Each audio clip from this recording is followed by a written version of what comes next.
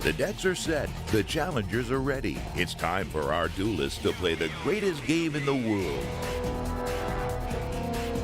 Yu-Gi-Oh! Direct attack from Silent Magician, and it's over. Unbelievable. What a game. What a game. My co-commentators are stunned. What a fantastic game we just saw. We look forward to getting back together for in-person dueling. 3-hit, 4-hit, and world champion has been declared. But for now, the competition continues in the latest remote duel.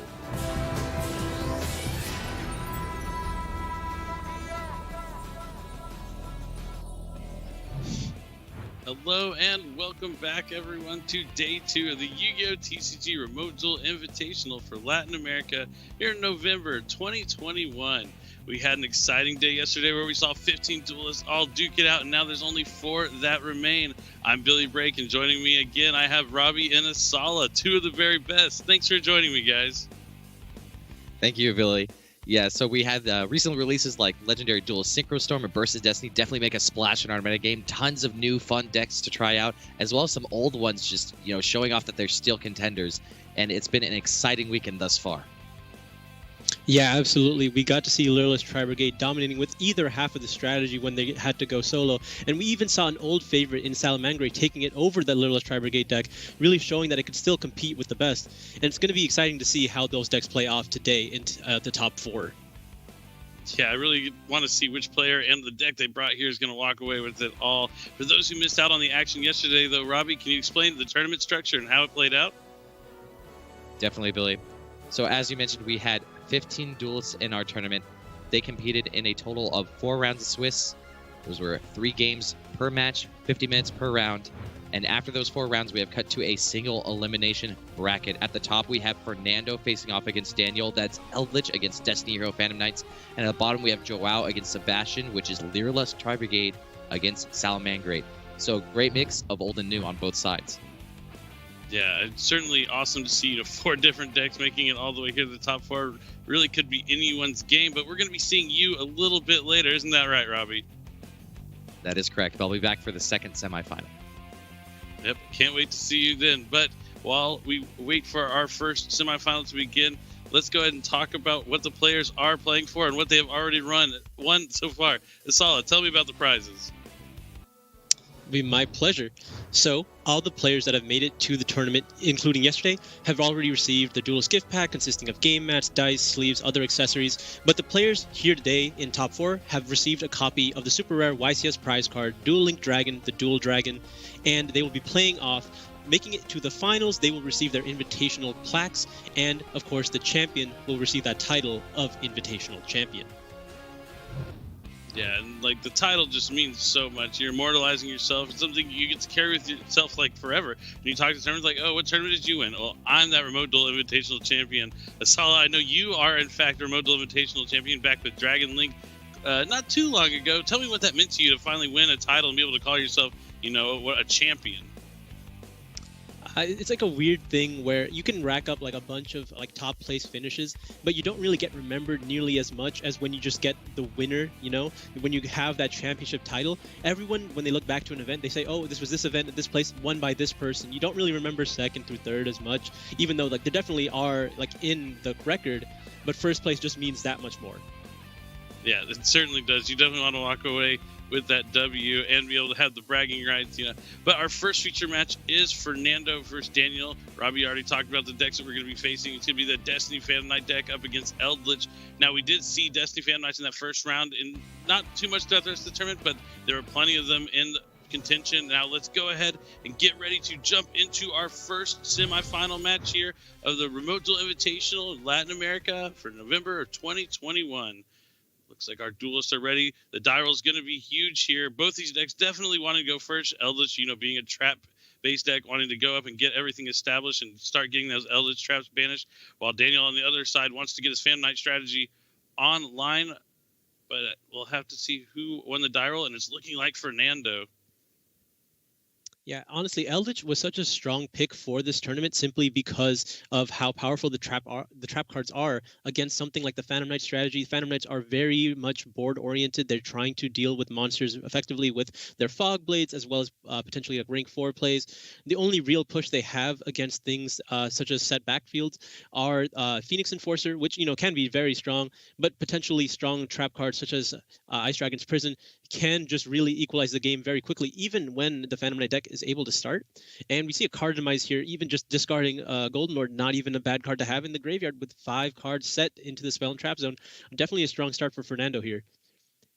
Yeah, it certainly was. I mean, when he only drew 2 with that card of demise, we can only assume that the last card in the hand was probably that Golden Lord, but did draw into more spell and traps to set alongside it.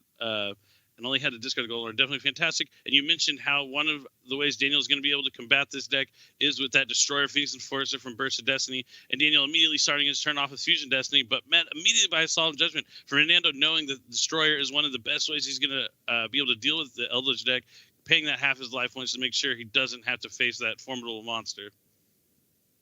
Yeah, I wonder what this means for Daniel's hand. Like, he's about to set some to his spell and trap zone, which makes sense if you're starting with Fusion Destiny, since it doesn't limit you to what you can do before it. If you're starting with it, that usually means you don't have much else going on. So Fernando, if he's able to set up another Golden Lord here, he could just be very far and ahead in this game. Yeah, this is definitely not the start that Daniel wanted to see, because you were talking about how the fog blades and stuff not very effective against the Golden Lord deck, and wow, drawing and activating Pot of Extravagance after using card demise on the previous turn, Fernando definitely not short of draw cards here in the game. And anytime a deck like the Eldritch deck can draw cards and get more and more trap cards, it's going to be quite tough to come back. Yeah, definitely. A strategy like Eldritch, which focuses on powerful trap cards. Trap cards usually don't replace themselves the same way outside of the Eldritch cards. So being able to replenish your hand with these powerful draw cards really just keeps you ahead of the game. I think the trap decks historically have always been really strong at applying pressure early, but if they don't have the ability to push out the game within those few turns of advantage, then monsters usually take up the advantage back really quickly, simply because of how monsters trade better into spell and traps, where they usually replace themselves more often. The Eldritch cards themselves are fairly low impact because of how they replace themselves. So this just, pushing Fernando farther and further ahead when he's already just so far ahead. He still has the Golden Lord here in the graveyard, being able to summon himself back, ascending the Conquistador as well, which will turn into another card during the end phase. Just a lot of flowing resources for Fernando here.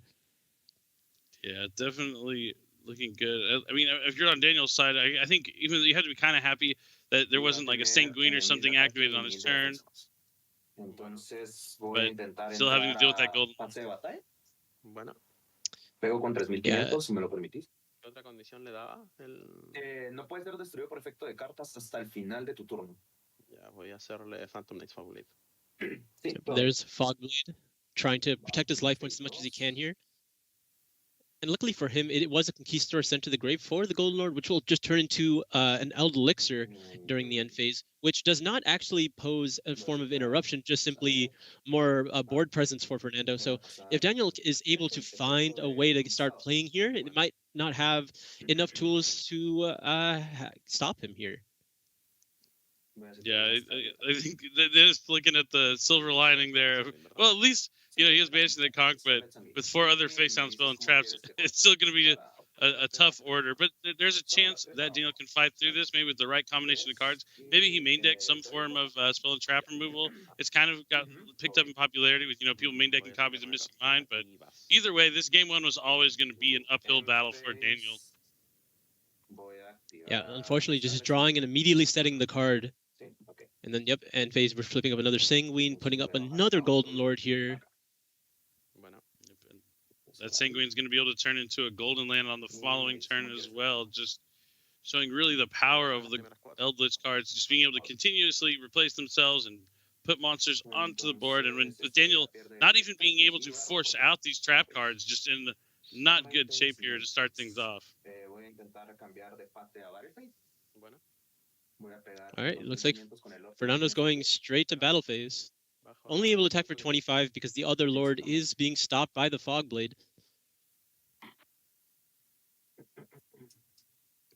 And for those of you out there who are fans of Eldritch and the Golden Lord, you want to make sure to check out Maximum Gold and try and get your brand new alternate artwork of Eldritch the Golden Lord. It's fantastic. It's one of my favorite alternate artworks in quite some time. Next to the Rescue Cat, though, of course. You know, I have a soft spot in my heart for Rescue Cat, but definitely don't want to miss your chance to get Maximum Gold as it comes out pretty soon. Yeah, honestly, I rarely ever feel like the alternate art version of a card is better, but Golden Lord definitely has a certain presence to it. The way he's just like lounging on the chair, like the sense of superiority he gives is definitely It's one of the cooler looking ones. It really is. Yep, 5 spell and trap cards here for Fernando. Daniel finally finding a monster to put on the field, and it's Ancient Cloak.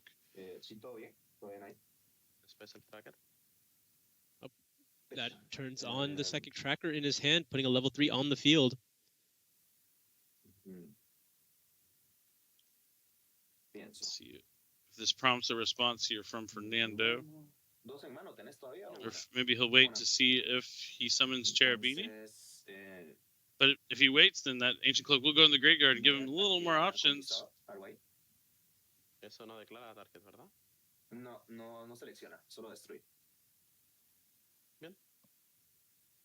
Goes with the Conquistador.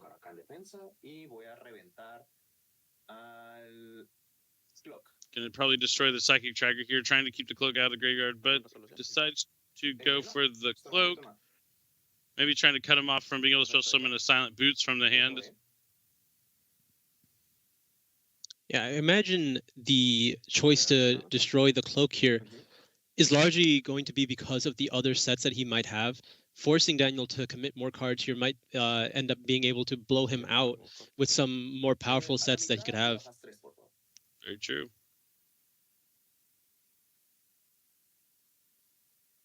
But Daniel did banish the Cloak to go and grab a Torn Scales that he's going to hold on to for future turns. But with the 2 Golden Lords, even though one is Fog-bladed and the Conquistador on the field, if Fernando summons Haquera or something, he could start utilizing his extra deck, which is something the Eldritch deck can do sometimes, as long as they're not locked into, you know, zombies from activating something like Scarlet Sanguine. Oh, another extravagance.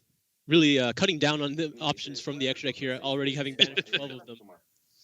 Yep, very true. Only three will remain.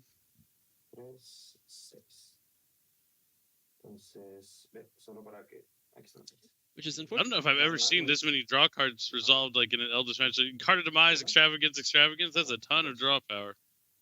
Yeah, usually the problem with trap cards is when you fall behind on actual traps that you get to have. But, you know, drawing 6 additional cards from these powerful spell cards, that usually gets you there. Yeah, Fernando's been in a dominating position this entire game 1. Daniel, you know, not quite out yet. Still has more life points thanks to the Solemn Judgment from Fernando. But having drawn so many cards since that first Solemn Judgment, we can only guess that he might have other Solemn Judgments set to protect his trap cards. Fernando still having a Link 2 remaining, able to summon Lina because Eldritch the Golden Lord is in fact a light. Daniel's going to use the Yu-Gi-Oh! Neuron app just to check the text of the Lina. Fantastic app that you're able to look up cards and read them very easily. You can also build decks, share your decks, and check out other players' decks. Tons of awesome things to do on the Yu-Gi-Oh! Neuron app. You can also keep track of life points. It's really just an all-inclusive tool, like a Swiss Army knife for any duelist. Yeah, it's been a fantastic tool so far in my remote duel experience. Just whenever my opponent summons a card I'm not too sure about, I definitely need to pull up the Neuron app immediately and just make sure I have it all checked out before I commit any more plays. Certainly, and it looks like so Fernando used the Golden Lord that he linked away to bring it back by sending Torrential. Well, he adds it back to his hand and special summons a zombie from his hand and chooses to special summon the Golden Lord. That gains 1,000 attack and can't be destroyed by card effects. Daniel preemptively using Fogblade on his tracker so it cannot be attacked.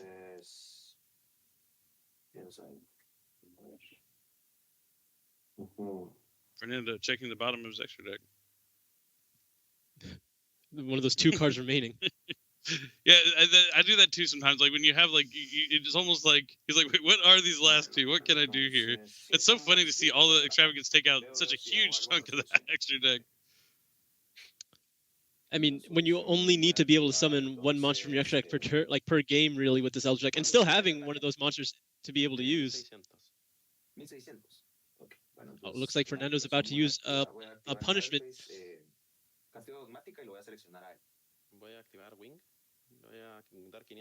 Going to take wings to protect it from being destroyed by battle card effect by sending the wings instead. But he could send an Atis here, and it's going to get that second destruction. Of still having the Atis in the extra deck as well. Oh yeah, when I said that, I didn't even think about how the odds are. I mean, they do play 3 just in case, so chances are it will stay when it gets extravagance, but it is a little lucky to still be have that be one of the last remaining 2 for sure.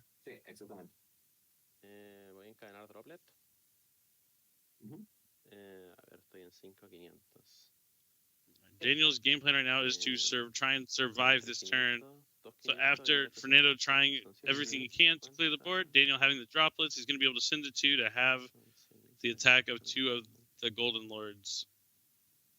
Yeah, this is another advantage of the the Eldritch strategy, rather, where everyone is maining cards such as Forbidden Droplet, Dark Road, and more. All these potential interactions from the hand, really board, monster-based removal, not very strong against a very back row or spell and trap heavy strategy such as Eldritch. Yeah, it certainly lines up well into the format and can catch a lot of players off guard who are expecting to face other matchups for sure. Now Daniel taking this damage. Let's see, I believe it's 1750, 1250, so that's 3000, and then Lina's 1850. That's correct. So 4850 total. Should have 650 life points remaining here for Daniel. Something like that. No. A golden lord, a golden land being flipped up here could just end the game.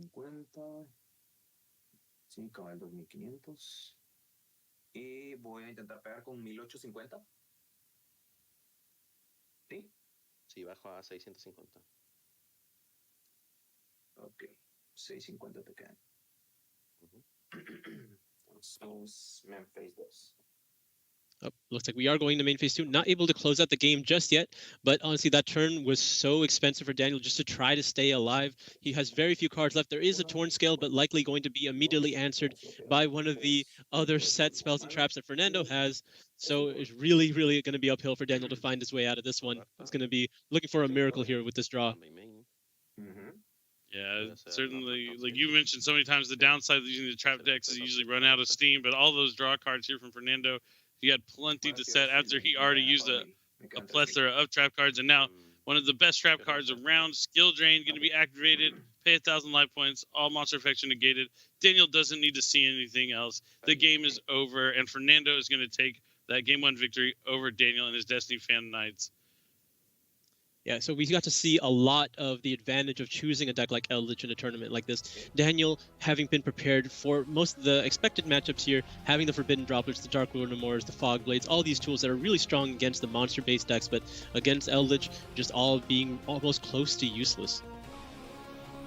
Yeah, it really, I mean, that's like the benefit of being able to use one of these kind of trap-based decks when they aren't popular. No one's really anticipating for the Game 1. No one's going to prepare for a matchup Game 1 that they're not going to see, so you can really get a huge advantage in Game 2. But you know, there's so many tools that you can side deck into when it comes in the form of spell and trap removal with Lightning Storm, Twin Twisters, among others, even like Cosmic Cyclone, and of course Harpy's Feather Duster. So we can imagine those are going to be going in for Daniel, who might still choose to go second, knowing like even if he goes first and builds his board, the little Scythe combo that Phantom Knights really capitalize on doesn't do anything to Eldritch. You know, you talked about how good of a pick it was into this weekend when this is like the Phantom Knight combo with Dagda and Scythe is one of the more hyped up, talked about things leading into this tournament. So definitely heads up deck decision making here from Fernando. And on the other side, we're talking about Lightning Storm and Twin Twister. There's a brand new card out of Burst of Destiny that Eldritch can also use. They could even main deck it. King of the Heavenly Prison is just a fantastic card that can protect your spell and trap cards from being destroyed by card effects. And I would be surprised if Fernando wasn't packing a couple of copies of that in his side deck, prepared for other players' side decks.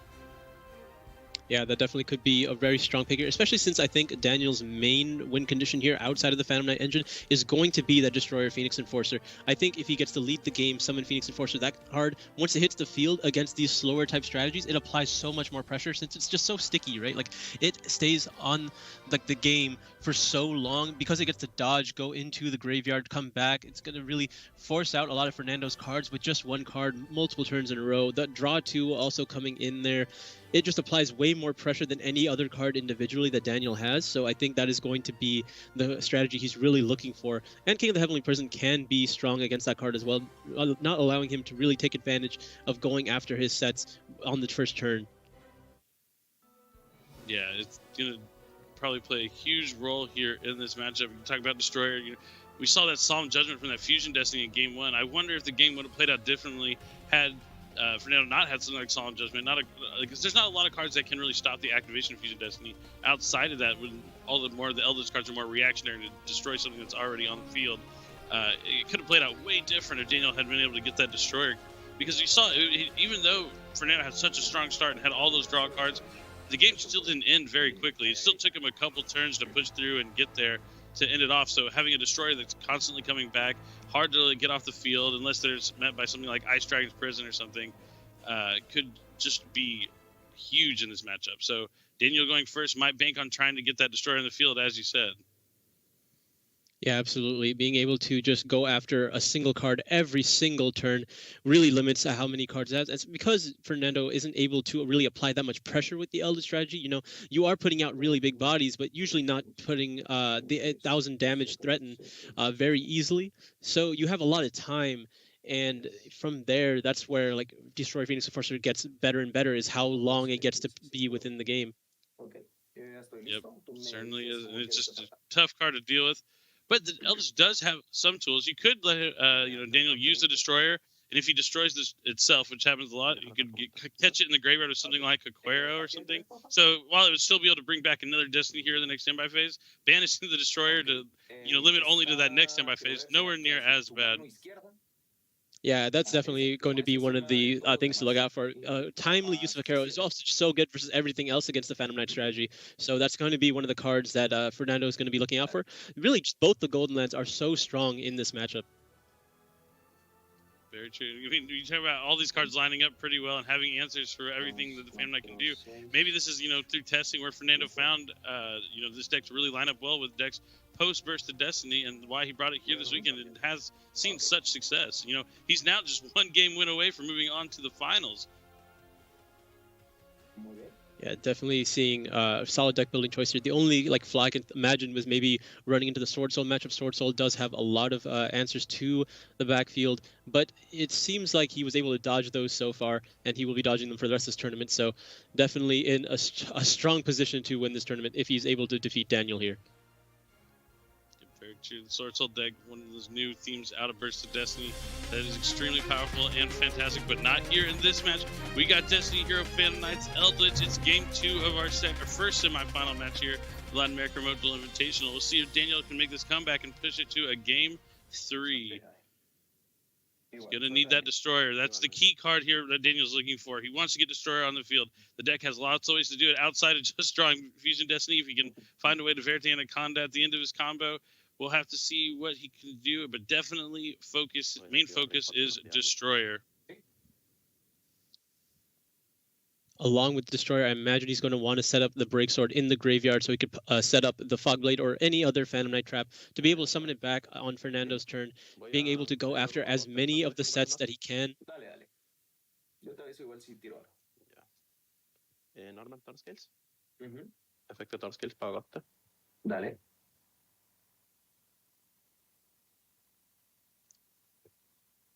Using the effective torn skill set, and there is the wings being able to extend his play a little bit further. Ooh, the emergency teleport as well. Being able to put another level 3 monster on the field, able to set up that Cherubini. Yeah, just fantastic start here from Daniel. The Rhoda for the gloves, and now Cherubini's coming down, as you mentioned, since there were 2 level 3s. That's the name of the game of the Phantom Knight deck. 2 level 3s means Cherubini, which really gets you access to Rusty Bardish, which really gets the ball rolling. So usually, as we mentioned before, the Phantom Knight strategy wants to do the Scythe play, setting it up with Phoenix Enforcer, maybe even a Dagda to play around a copy of Forbidden Droplets or anything that can negate the Scythe, simply being able to summon it again. But because those kind of strategies are not going to be good in this matchup, it's Daniel's job to just adapt and find out what tools in his extra deck are going to be the most useful to play into a potential set 5 onto his field.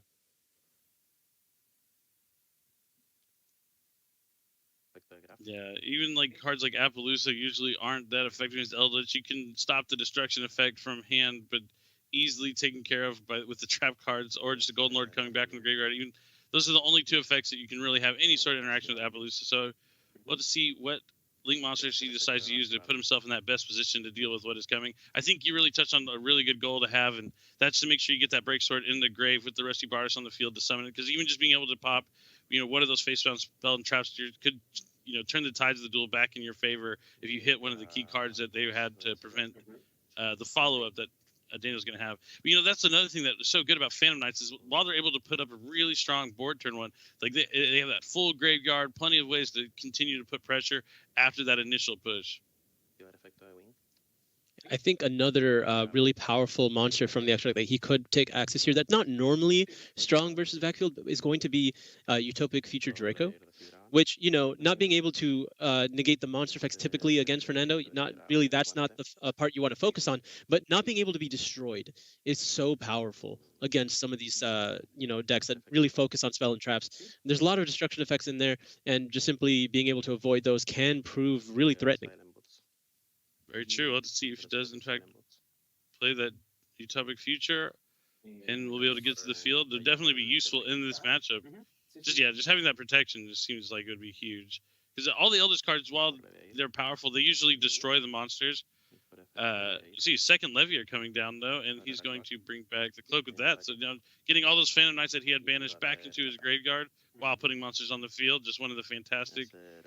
Oh, looks like you called it, Asala. Going for the F-Zero here, being able to overlay the F-Zero and its materials into the Utopic Draco Future Draco. Now, maybe he does want to try to find a way in Appaloosa, so he can't target it with something like Eldritch the Golden Lord's effect in hand, really being able to protect it as much as possible.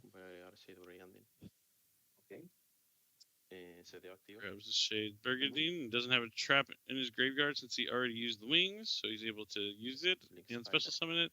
Links it away into Link Spider. Able to go into probably likely an Anaconda here, and there it is. Link Spider is one of those cards that I guess is pretty common in Phantom Knights, so it's cool to see it being used here. It's also a great card to have after you get in a beard to turn your token into an effect monster, so you still have a way to get to this Verde Anaconda. Or, in this situation, I always saw him use it on the Shade Burgundy in a similar fashion. Yeah, definitely a very useful tool, being able to manipulate your monsters, because you do need an effect monster for a lot of these cards from the extra deck. So being able to turn some of your not-so-effect monster cards into something that is useful to be able to link climb into these powerful bodies, definitely a nice little tool in the extra deck.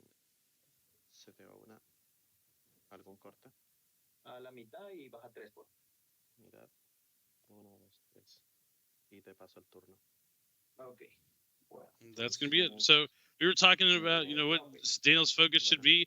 I think you pretty much hit the nail on the head there, The Draco Future, F-Zero, and Destroyer, just fantastic cards. And he has the Rusty Bardis on the field. The only thing he's missing that we were highlighting was the Break Sword summoning back the monsters from his graveyard, but wasn't able to do that since he had... it was just the one situation where his extender to make that Verte was the trap card, so he wasn't able to go into Break Sword and summon back 2 monsters to just put that Break Sword in the graveyard. And I don't think he even has a Fog Blade in his graveyard to bring it back, but with one set, if it were to go to the graveyard, he would be able to bring it back, but still a solid start, not having the second pop, not the worst in the world. He'll still have the Destroyer here at the end phase to take one out. Hopefully doesn't hit something like Sanguine or something.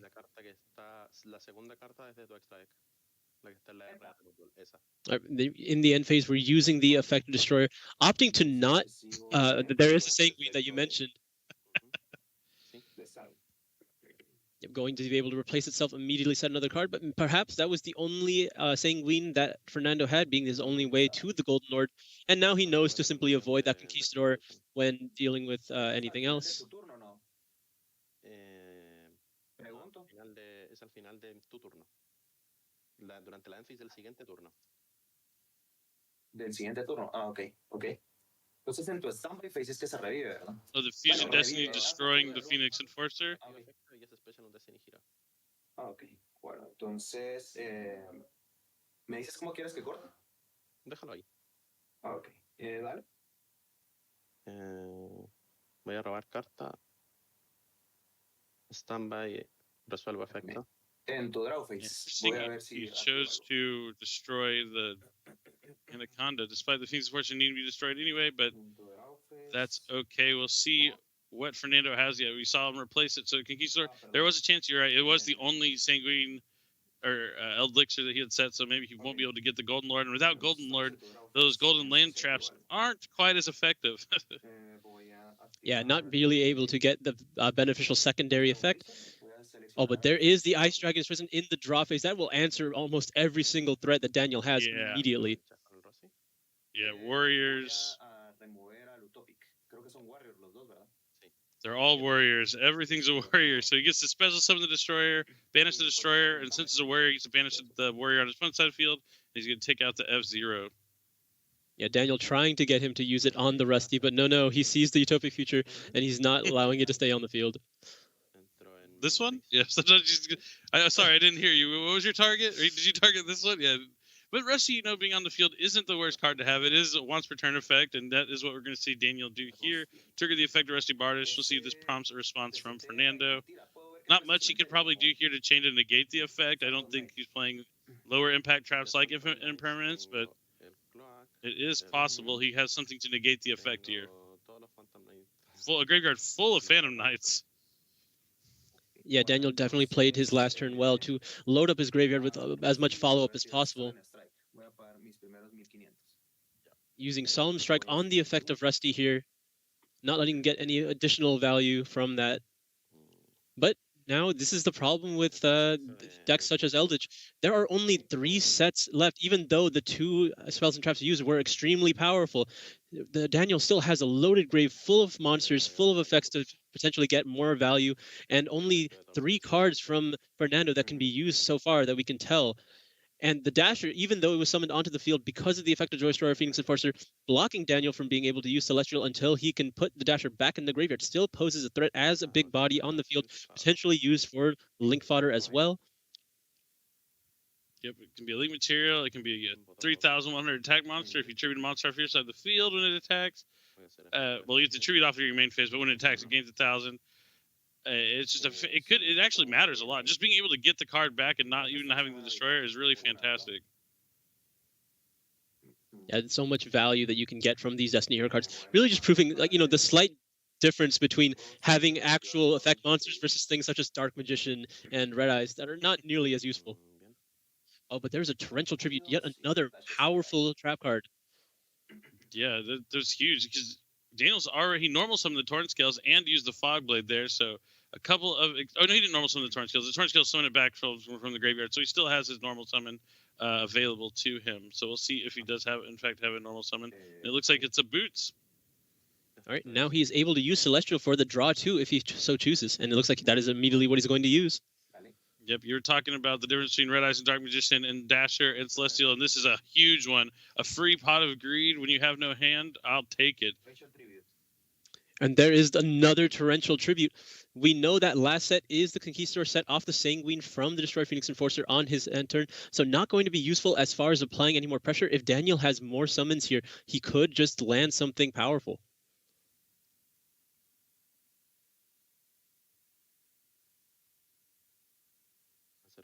Yep, we know that Fernando has not much left here in the tank, and Daniel wants to capitalize on it, but also being pretty spent. But it's okay because the Phantom Knight cards, even though you use a lot of them, they have a lot of recursion. He did use a lot of his extra, though, having both copies of Levier invested into that Draco, now gone, not to be able to use later on to keep recycling and putting more monsters on the board.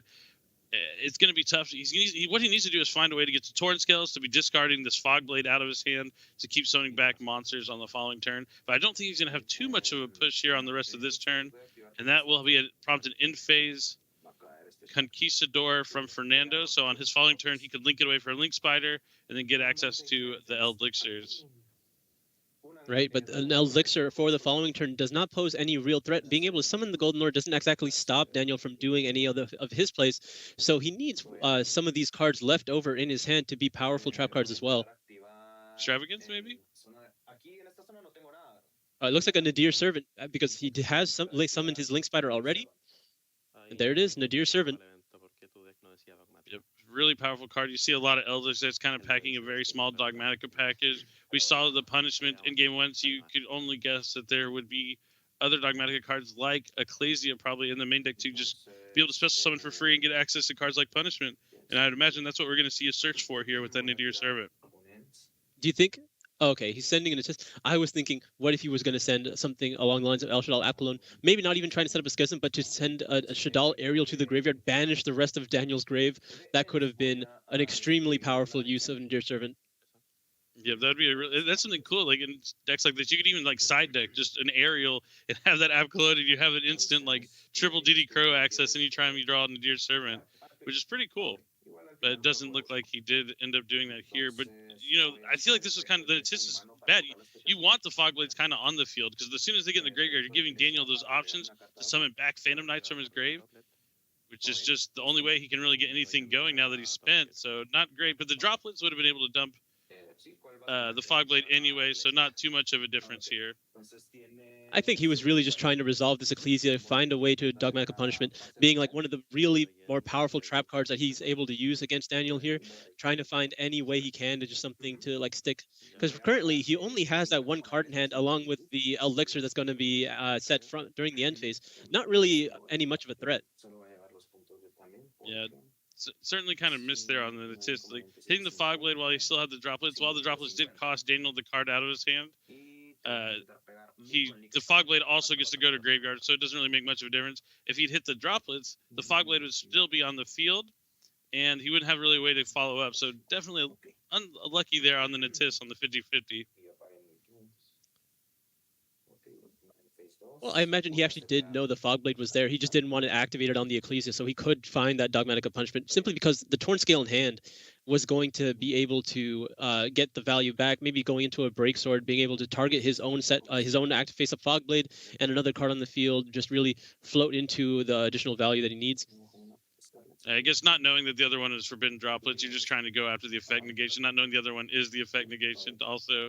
Because if the other one was nothing, I guess that play would have worked out just fine, but it works out just slightly worse here, but it really wouldn't make inconsequential difference because following up with that Torn Scale in hand, discarding the Fogblade that's also in his hand would have worked out just well. Unless, I believe, yeah, he still has the Fogblade in his hand that he searched. He didn't set it, I believe. We'll have to wait and see. So this is during the end phase. He banished Fogblade to summon Boots, and since he banished a Phantom Knight card, he gets to summon the Torn Scales. So this is what I was talking about, where the Fogblade was still on the field. He wouldn't be able to summon 2 monsters during the end phase. But, you know, it is what it is. Now he's starting with the Torn Scales already on the field. And he did hold that Fogblade in his hand, didn't set it face down, so he could discard it on the following turn for Torn Scales, now enabling it to bring back another monster.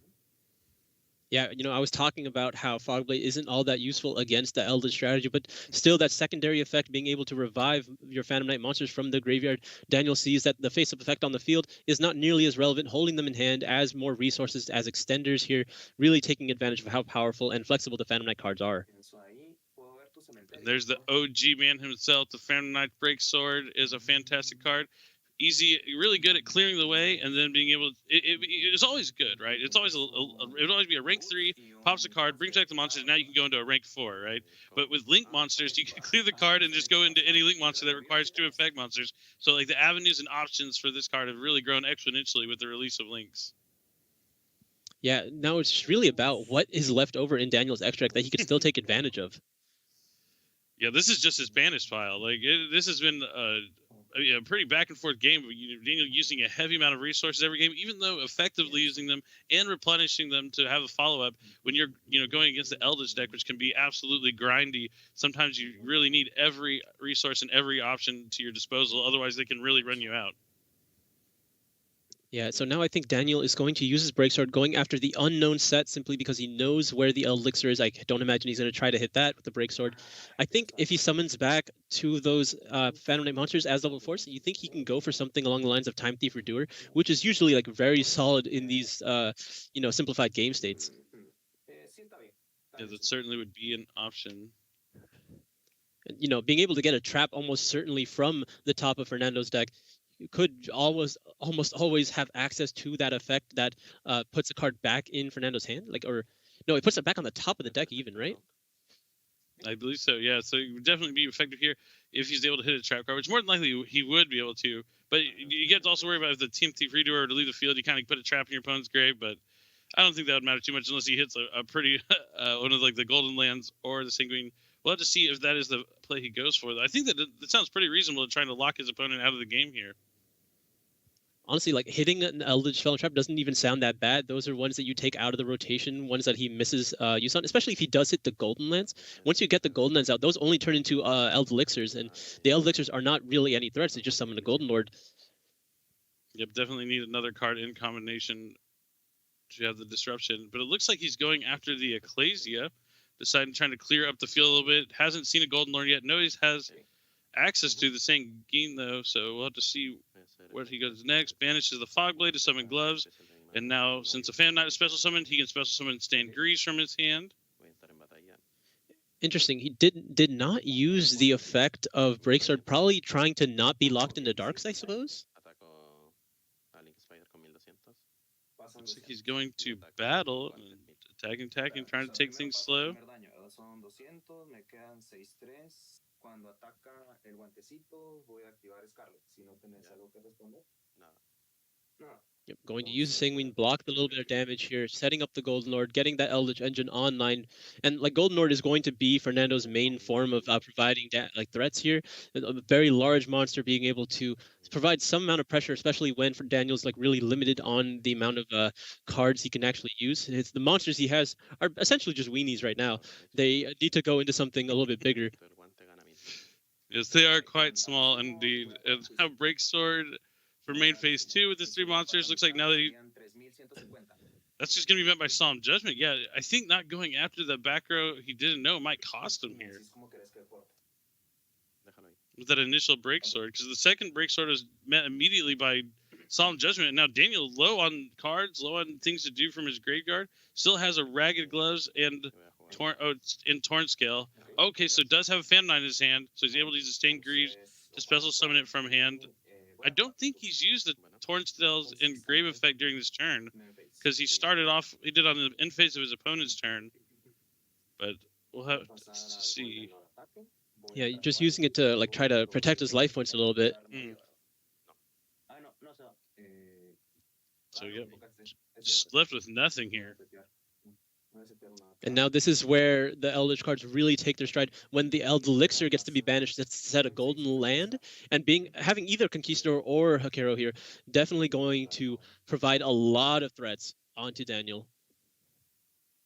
Yeah, I think that looked like a Conquistador. And Daniel's going to need a draw. Still has some cards in his graveyard, but as we mentioned, his extra deck is pretty depleted. He's used 2 Breakswords, 2 Leviers, Draco F-Zero, Rusty, Cherubini. I think there's not many left. Yeah, 2 Leviers, 2 Breakswords among the rest. There can't be very much. I imagine just maybe some powerful Link monsters, maybe along the lines of Access Code or Boral Sword, which, yeah, you need a lot of bodies to be able to get there, and a lot of the cards that generate those bodies are in the graveyard at this point. Yeah, I mean, depending on the version he's playing, he could have IP Masquerade, a Nightmare Unicorn, Access Code, or Boral Sword. I think those would be some of the options he has left, but not too much outside of that. Maybe and then, the Golden Lord. Oh, Napaloosa, that'd be another link for its potential. But with the Conch and the Golden Lord, it's going to be hard to get to any of those monsters, especially with only 1 card in hand. I don't think he has any Fogblades in the graveyard either.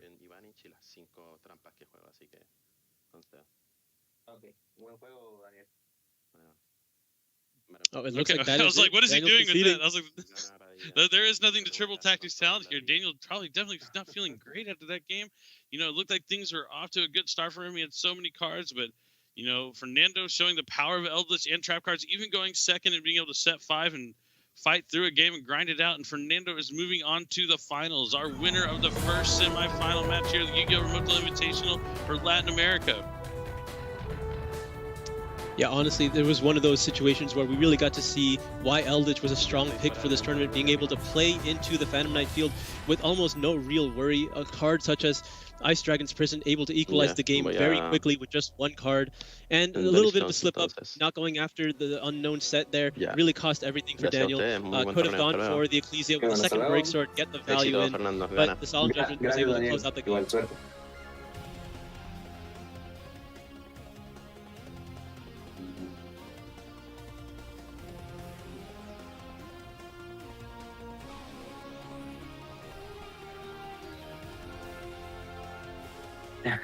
No sé si yo me tengo que mover pues o me quedo aquí.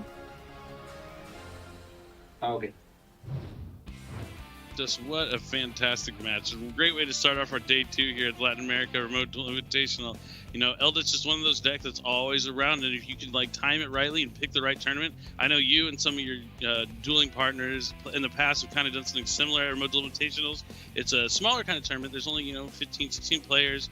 And you can really catch someone off guard if everyone's preparing for one deck, especially if that deck's like a combo kind of deck or special summons a lot, and then you're just going to capitalize by, I'm playing trap cards, and all you guys have with these cards are going second, like Droplets, Dark Ruler No More, Fogblade when, it's part of the deck to begin with. But nothing of that really affects anything on the Eldritch side of things, and you can really capitalize on good matchups. And now Fernando has made it all the way to the finals with a deck that, might be a little off the radar. Yeah, absolutely. We love going for those kind of strategies where you look at the meta as like a snapshot. You think about, okay, what are these decks trying to achieve? Can we ever do anything just strictly going second, right? And Eldritch is one of those decks where you're playing into Phantom Knight, you're playing into Duelists, you're playing into these fields where, okay, they make these monster threats that really only deal with your monsters. If I'm playing cards that are just effective as set spells and traps, they don't really have a good way of interacting with that, and that is where a deck like Eldritch really shines. It has those good matchups here where it's able to play strictly going second, as we saw in this matchup. I mean, if Eldritch gets to go first, then great. But if you're even able to play into a field like that with just setting your 5, having good trap cards, able to equalize the game, and being able to force the grind game, and then where you have the advantage, where your Eldritch cards are able to just slowly accrue more and more advantage while your opponent is just dwindled out of their resources, exactly as we saw in this game. I think that is what the Eldritch deck is trying to capitalize on, and why it was a strong pick for this tournament. Yeah, it really was. I mean, Destroyer is a great card against the deck, but when you have that Ice Dragon's Prison to pack a punch, it can really blow their opponent out of the water, as we saw. And congratulations to Fernando, our first finalist. But if you want to find out who he'll be facing in the finals, don't go anywhere. We'll be back with our second semi-final match. Stay tuned.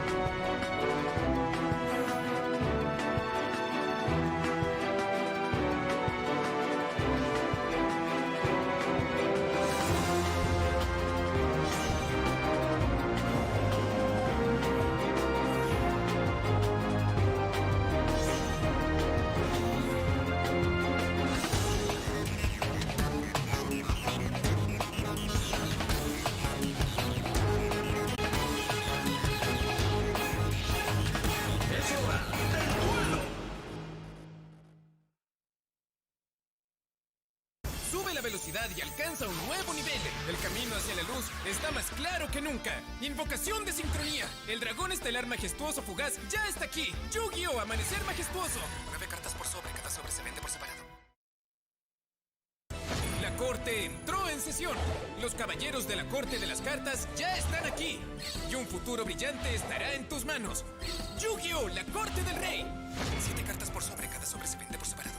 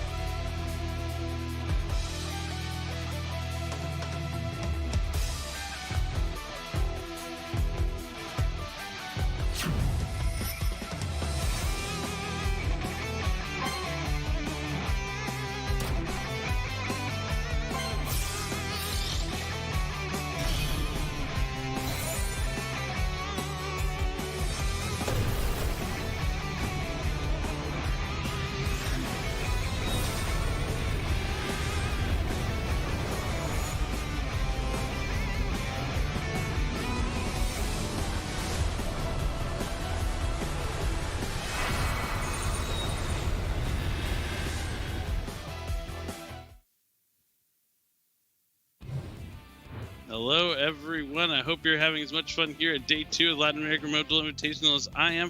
But I want to take a moment and tell you about some awesome stuff that's going on right now for the Yu-Gi-Oh! TCG, and that is the return of Remote Duel Regionals. That's right, you have your opportunity to compete in Remote Duel Regionals every weekend. Go to yu-gi-oh-card.com, find your region, select events, and then find more information about how you can win this awesome World Championship Qualifier playmat for the new regional season. Shows off the artwork from all the Fluunderies cards. It's really fantastic, and make sure you check out yu-gi-oh-card.com for your chance to find a way to win this awesome playmat. But for now, it's time for our second semifinal match, so let's go ahead and check out at the desk.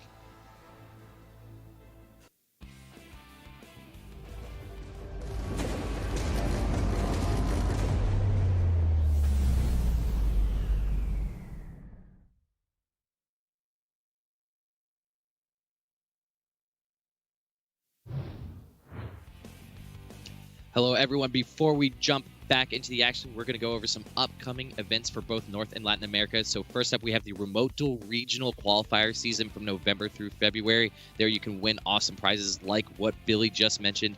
After that, November 20th through the 21st, for both North and Latin America, we have the official Tournament Store Championships. Then last but not least, December 11th through 12th, Remote Duel YCS for North America. I'm excited. It's been awesome so far checking out all these great Remote Duel events, and I'm excited that we're here, Day 2 of the LATAM Yu-Gi-Oh! TCG Remote Duel Invitational. Yeah, definitely exciting. All these really cool Remote Duel events. The YCS coming up, you know, this is definitely the part we want to see right now. We got the second match of top 4 coming up. We have Salamangreat versus the Duelist Tri-Brigade deck. Duelist Tri-Brigade deck, you know, usually thinking a little bit more favored, one of the decks that people have been really focusing on building towards. But I imagine because it's what you've been building towards, that is what Sebastian is prepared for. And, he, you know, we saw him beat it in the last feature match of Day 1. So who do you think is going to be able to take it from here? Yeah, I think if we're talking about just semifinal 2, it's hard for me to count out Joao. I think that every time we've, you know, interviewed him, his theory seems really solid. His gameplay has been great. Sebastian, though, like, I'm a big Salamangreat fan, so it'd be cool to see that advance, and let alone to have a, like, an Eldritch versus Salamangreat final, I think would be, like, incredibly exciting, just given, you know, no one would have expected those decks, especially after Burst of Destiny and Legendary Duel Synchro Storm releasing.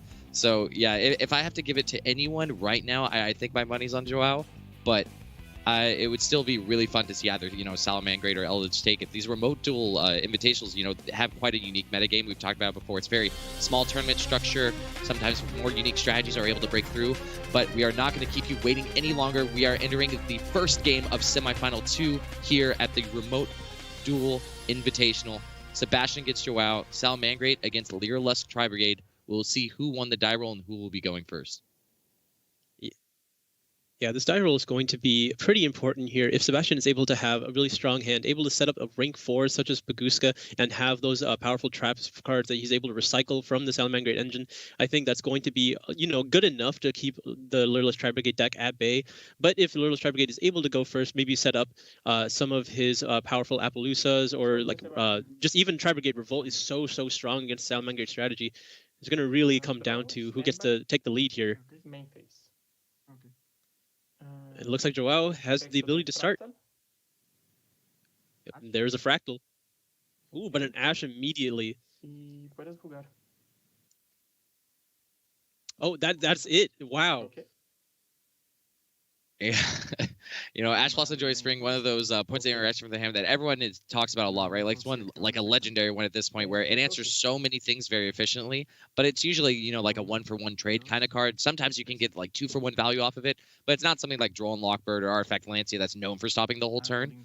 But yeah, Joao's hand just must have been weak enough where he really needed that Fractal to go off. So now Sebastian's able to take his turn. Started with, I believe that's Salamangreat Foxy, and then a Link Summon into Salamangreat Balinks. Yeah, Foxy unfortunately missing here, hitting 2 debugs and an Effect Veiler.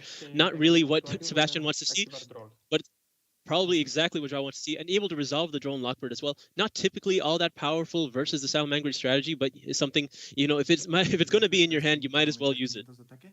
Okay. Yeah, it's just definitely got to get as much value out of all those cards at this point. You know, Joao's hand probably, you know, high on disruption, I would assume, if he just started with Fractal there. But, you know, we talked a lot about one of the issues with Tri-Brigade being It's sort of like a 1-2 punch strategy, right? You can only do a couple things. Leerlust really opens it up in that way, where you can have a bunch of additional things you can do, a bunch of extending. But we'll see exactly how Sebastian plans to sequence the rest of his turn. He's going to bring back the Spinny that he used to pump up the Balinks, and then special summon a Sea Archiver before he overlays from Mirage Sailor using its effect, but is met with Effect Veiler from Joao's side. This was honestly a pretty smart play from Sebastian here. He had the option to go for the update jammer into transcode, into access code OTK, but seeing as how Joao wasn't able to play on his previous turn, he just making the read that likely there are those defensive tools, points of interaction from the hand, left over in his hand. That is what's keeping him at bay. So just going for a little bit more of a resilient line, still able to go into that Sunlight Wolf.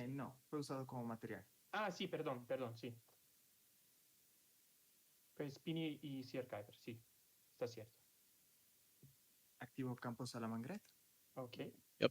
Looks like he is going to try to resummon that Salamangreat Wolf there.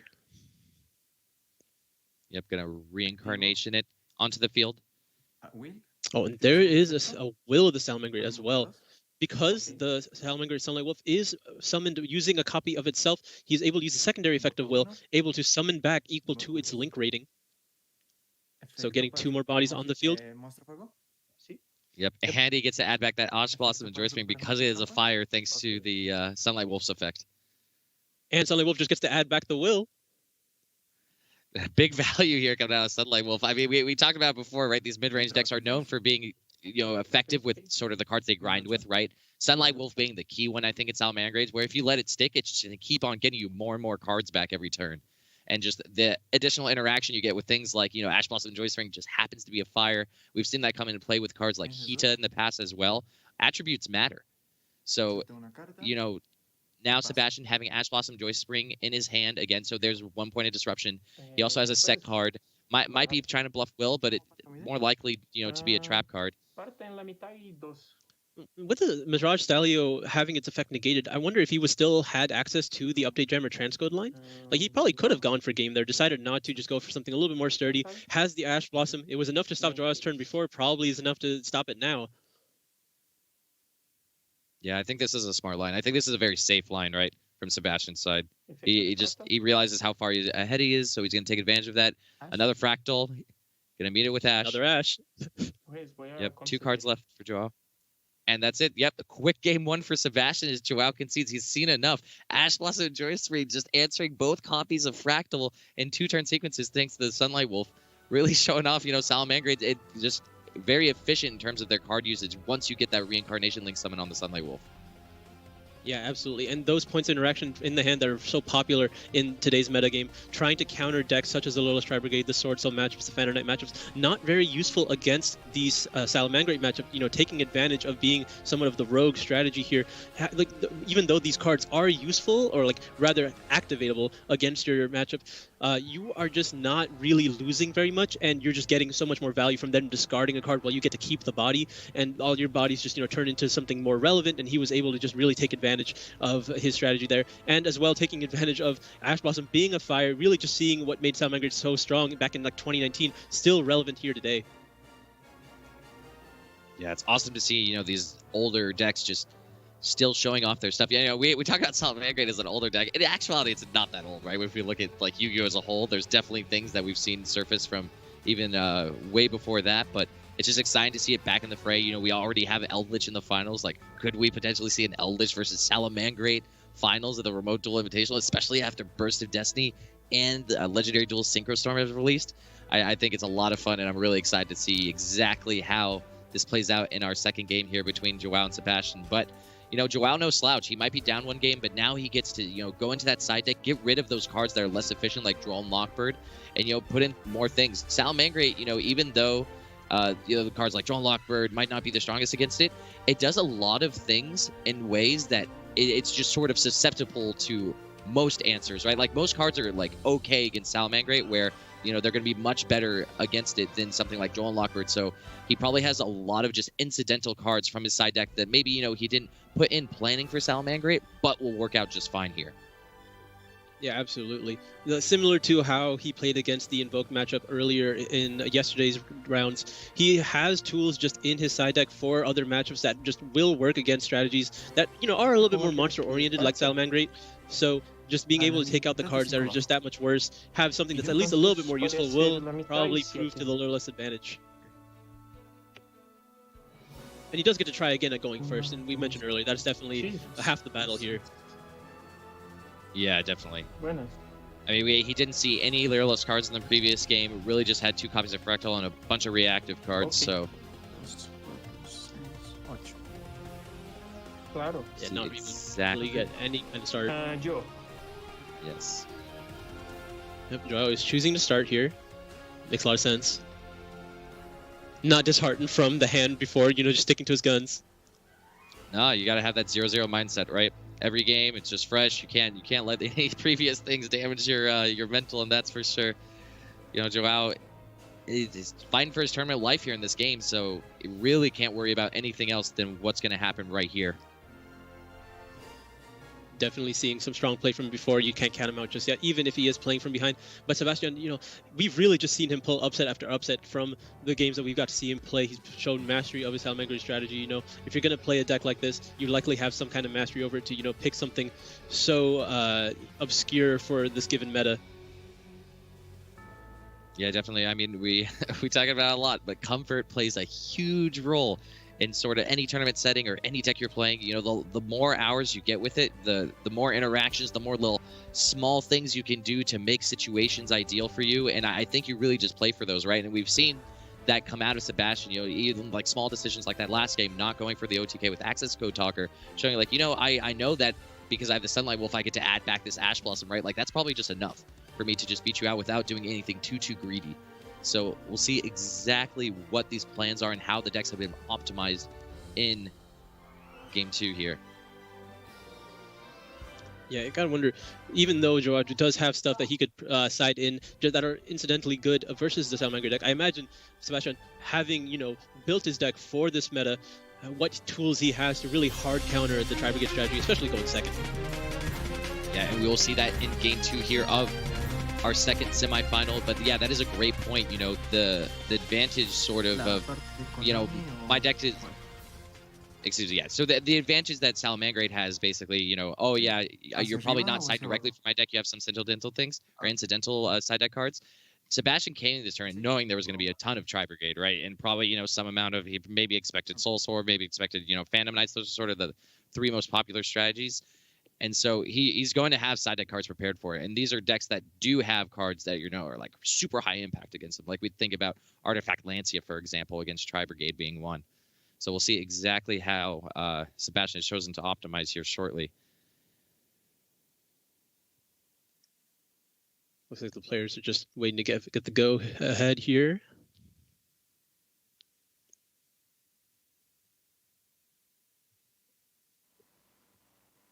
Sorte. Yep, and it looks like they have got it. So Joao will start Main. going through his phases. Special summon efecto de turquoise. All right, if he has the Colossus here, this is exactly how he wants to start. Special de cobalto efecto. And there it is. All right, a much stronger start than we saw in Game 1. Yeah, definitely just able to open up his plays with the Lyreless cards here, not needing to rely on a normal summon or anything a little bit weaker. The Tri-Brigade, that it would be a little bit more susceptible to any disruption coming from Sebastian. So he's just going to go ahead and start with his 2 Lyreless monsters, being able to grab a Nerval in the process. Efecto para buscar. Definitely super setup here. Any kind of interaction that Sebastian can have now will at least give you some kind of follow-up going into the Tri-Brigade line of the things from Joao's hand. And as we've seen before, he does play the Appaloosa. He does play copies of Tri-Brigade Revolt, really being able to capitalize on the actual Tri-Brigade engine, even in the solo. Yeah, I believe he's spoken on that before, right? Basically, the key difference here with Joao's Lyreless deck, or the Lyreless Tri-Brigade deck he's running versus others, is that he doesn't lean as heavily, it seems like, into the Lyreless. So, like, cards are more so like what they do, right? Like, we've seen a lot of like barrier statues, apex avians, like that sort of thing. But for Joao, it's really like just this supplemental engine to the Tri-Brigade more so. Even though I feel like in most of these games, when we see him winning, it's really because of these leaderless cards. Yeah, the Duelos cards really just did something for the Tri-Brigade deck that like no real engine has done for it previously, where it gives you so many summons before you have to commit any of the Tri-Brigade cards, and they're all threatening to some degree where they force these interactions before you really do anything that actually needs to be stopped.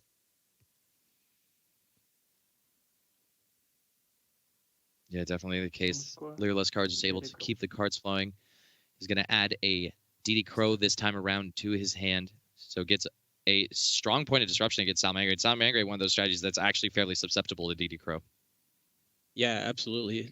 One of those really incidental things, but one of those things that you find very commonly in the main deck for the Loyalist Tri-Brigade because it's so easily accessible by the effect of Recital Starling. Yeah, that's definitely something that I'm sure Sebastian had in mind going into this tournament, just knowing how popular of a strategy Leerless Tri-Brigade would likely be. But it looks like he's going to go ahead and use a Nibiru. Yep. Being forced out before the Utopic Future Draco hits the field and able to negate the Nibiru, summoning the token here. But along the way, even if we do lose a very powerful monster in the Utopic Future, still like resolving how many different searches here. We have a Nerval in hand, we have a Bird Call in hand, we have a DD Crow in hand. Just 3 cards gotten off those just 2. Being able to like really just put Joao so far ahead here. Yeah, I mean, he has 5 cards in hand now, right? Hasn't used his normal summon. Just use it on one of the cards he searched there, Nerval. So we know that there's a DD Crow and was it Bird Call is the other one? Yep. With 2 mystery cards. Yep. So okay. Now it gets hit by the Lancia. That one could be quite powerful here. Being able to use Nerval, going ahead and adding any other Tri-Brigade monster. But this is going to be tricky. We have used the birds now. We've committed that line of play. And being under the Lancia means it's really hard to extend here for the Tri-Brigade portion of Joao's deck. Yeah, I mean, these are two high... Yeah, high impact disruption, right? Like both Nibiru and Artifact Lancia. I think now that we look at where Salamangreat's at in the current format, one reason why it fell off so hard was that Nibiru, the Primal Being, just was a huge hosted strategy, right? And we saw Sebastian include Crossout Designator in his deck yesterday. So I think because he knows how weak his deck is, or this is probably something in general for Salamangreat now, because of how weak their deck is to something like Nibiru, we can sort of like always expect them to also have access to Nibiru if they're packing Crossout Designator because they want to be able to answer it.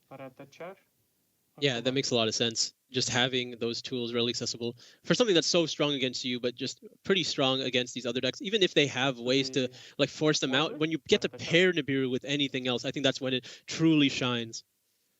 Yeah, no, I think that's absolutely true, actually, because you know he's going to fill his deck with a lot of disruption, and because he has just like a high redundancy of it, it's going to be a lot of those like, oh, you know, you do something about halfway, I'm going to hit you with one, and then the nail in the coffin is going to be the second piece that I have here. And he needs a wide variety of them so that those crossout designators are always live. So we were still able to, because of the bird call that was added off the Wagtail, go into Ensemble Robin with 4 material that puts it at 2200 with the Barrel Canary as well as the 4 materials. So, but this is, I think, the value of just there being a Nibiru.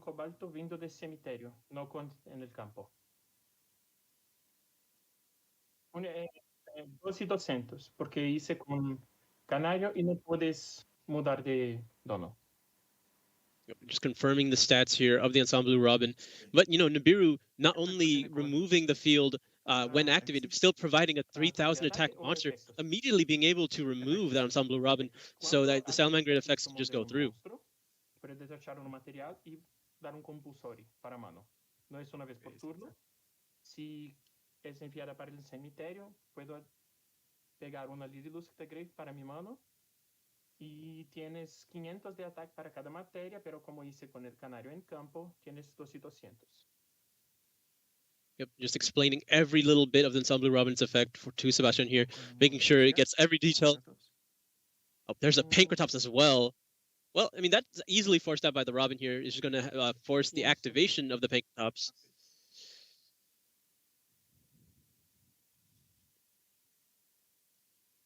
I think for Joao, he's really just hoping that there is a copy of Tri-Brigade Revolt in that set, a spell and trap zone.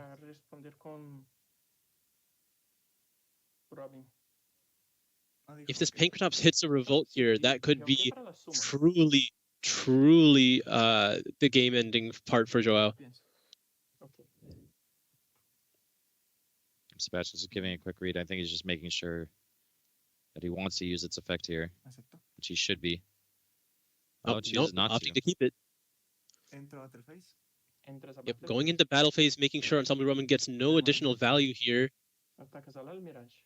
Oh, attacking Almirage. Interesting. Likely going to force the effect of Almirage here, protecting either the Nibiru token or the Ensemble Robin. No real need to take 3,000 points of damage.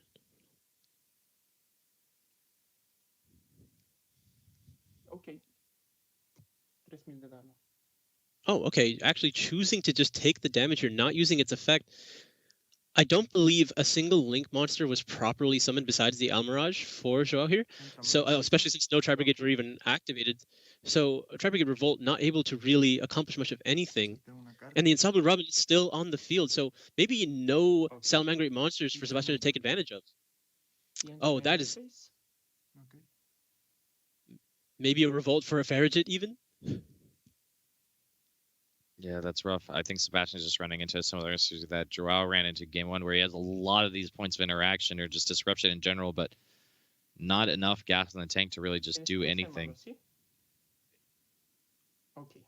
This is going to be really difficult for Sebastian here, knowing that Joao has the Tri-Brigade monster in hand that was just waiting after the Nerval search.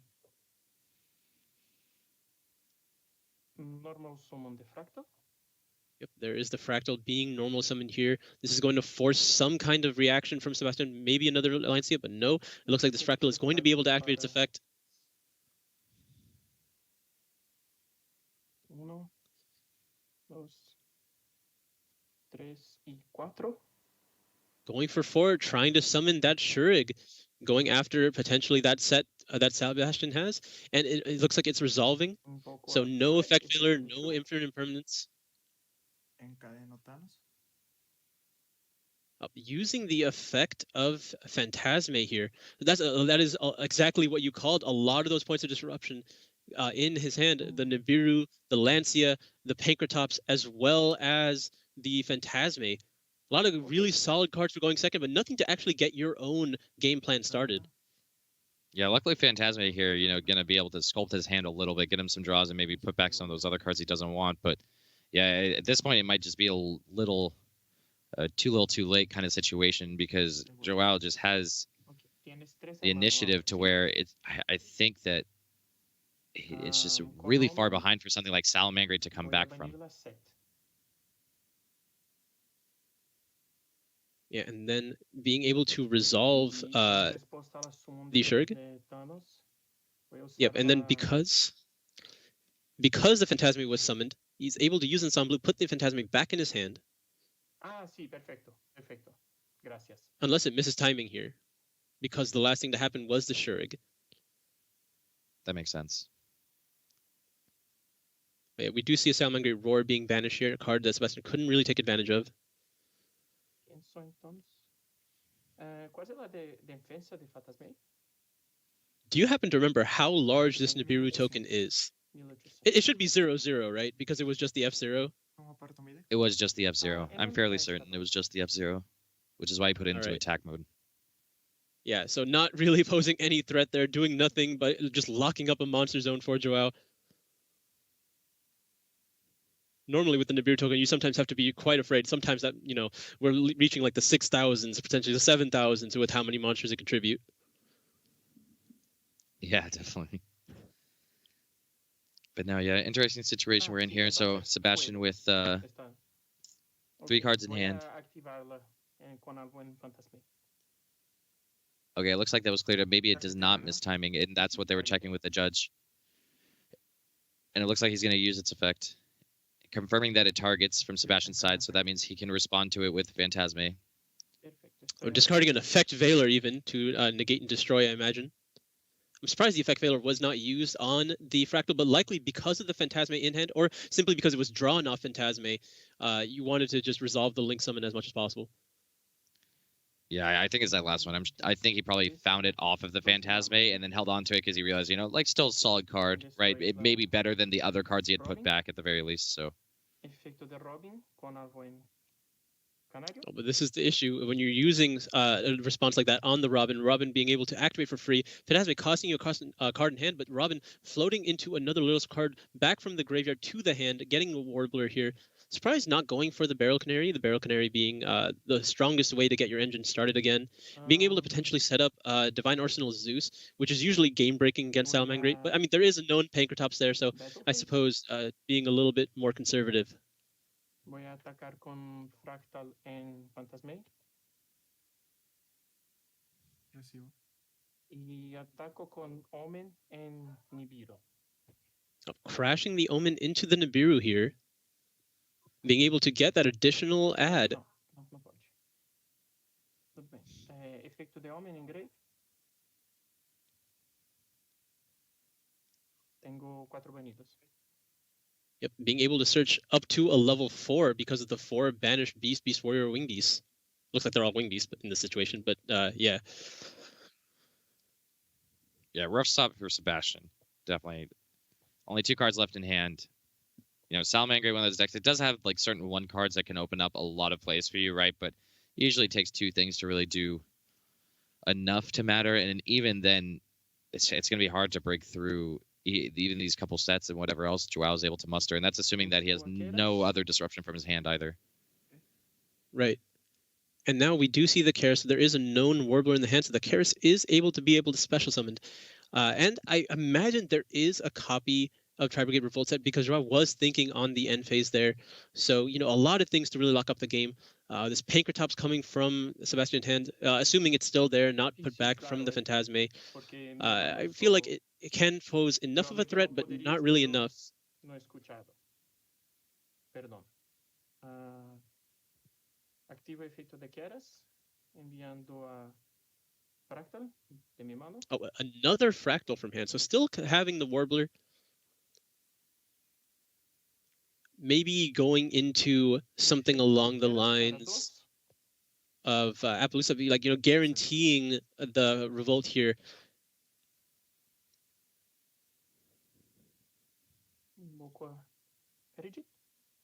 Oh, there's a Farragut.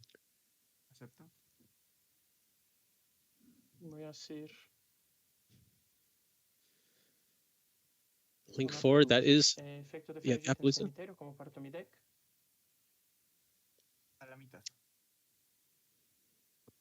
So Appaloosa, usually not very strong into a Pankratops here, being able to chain the Pankratops to the effect of Appaloosa, removing it before it's able to really resolve its effect, so the other effect is able to go through. But, you know, when you're able to back it up with Revolt, or just simply protect the Revolt because of this.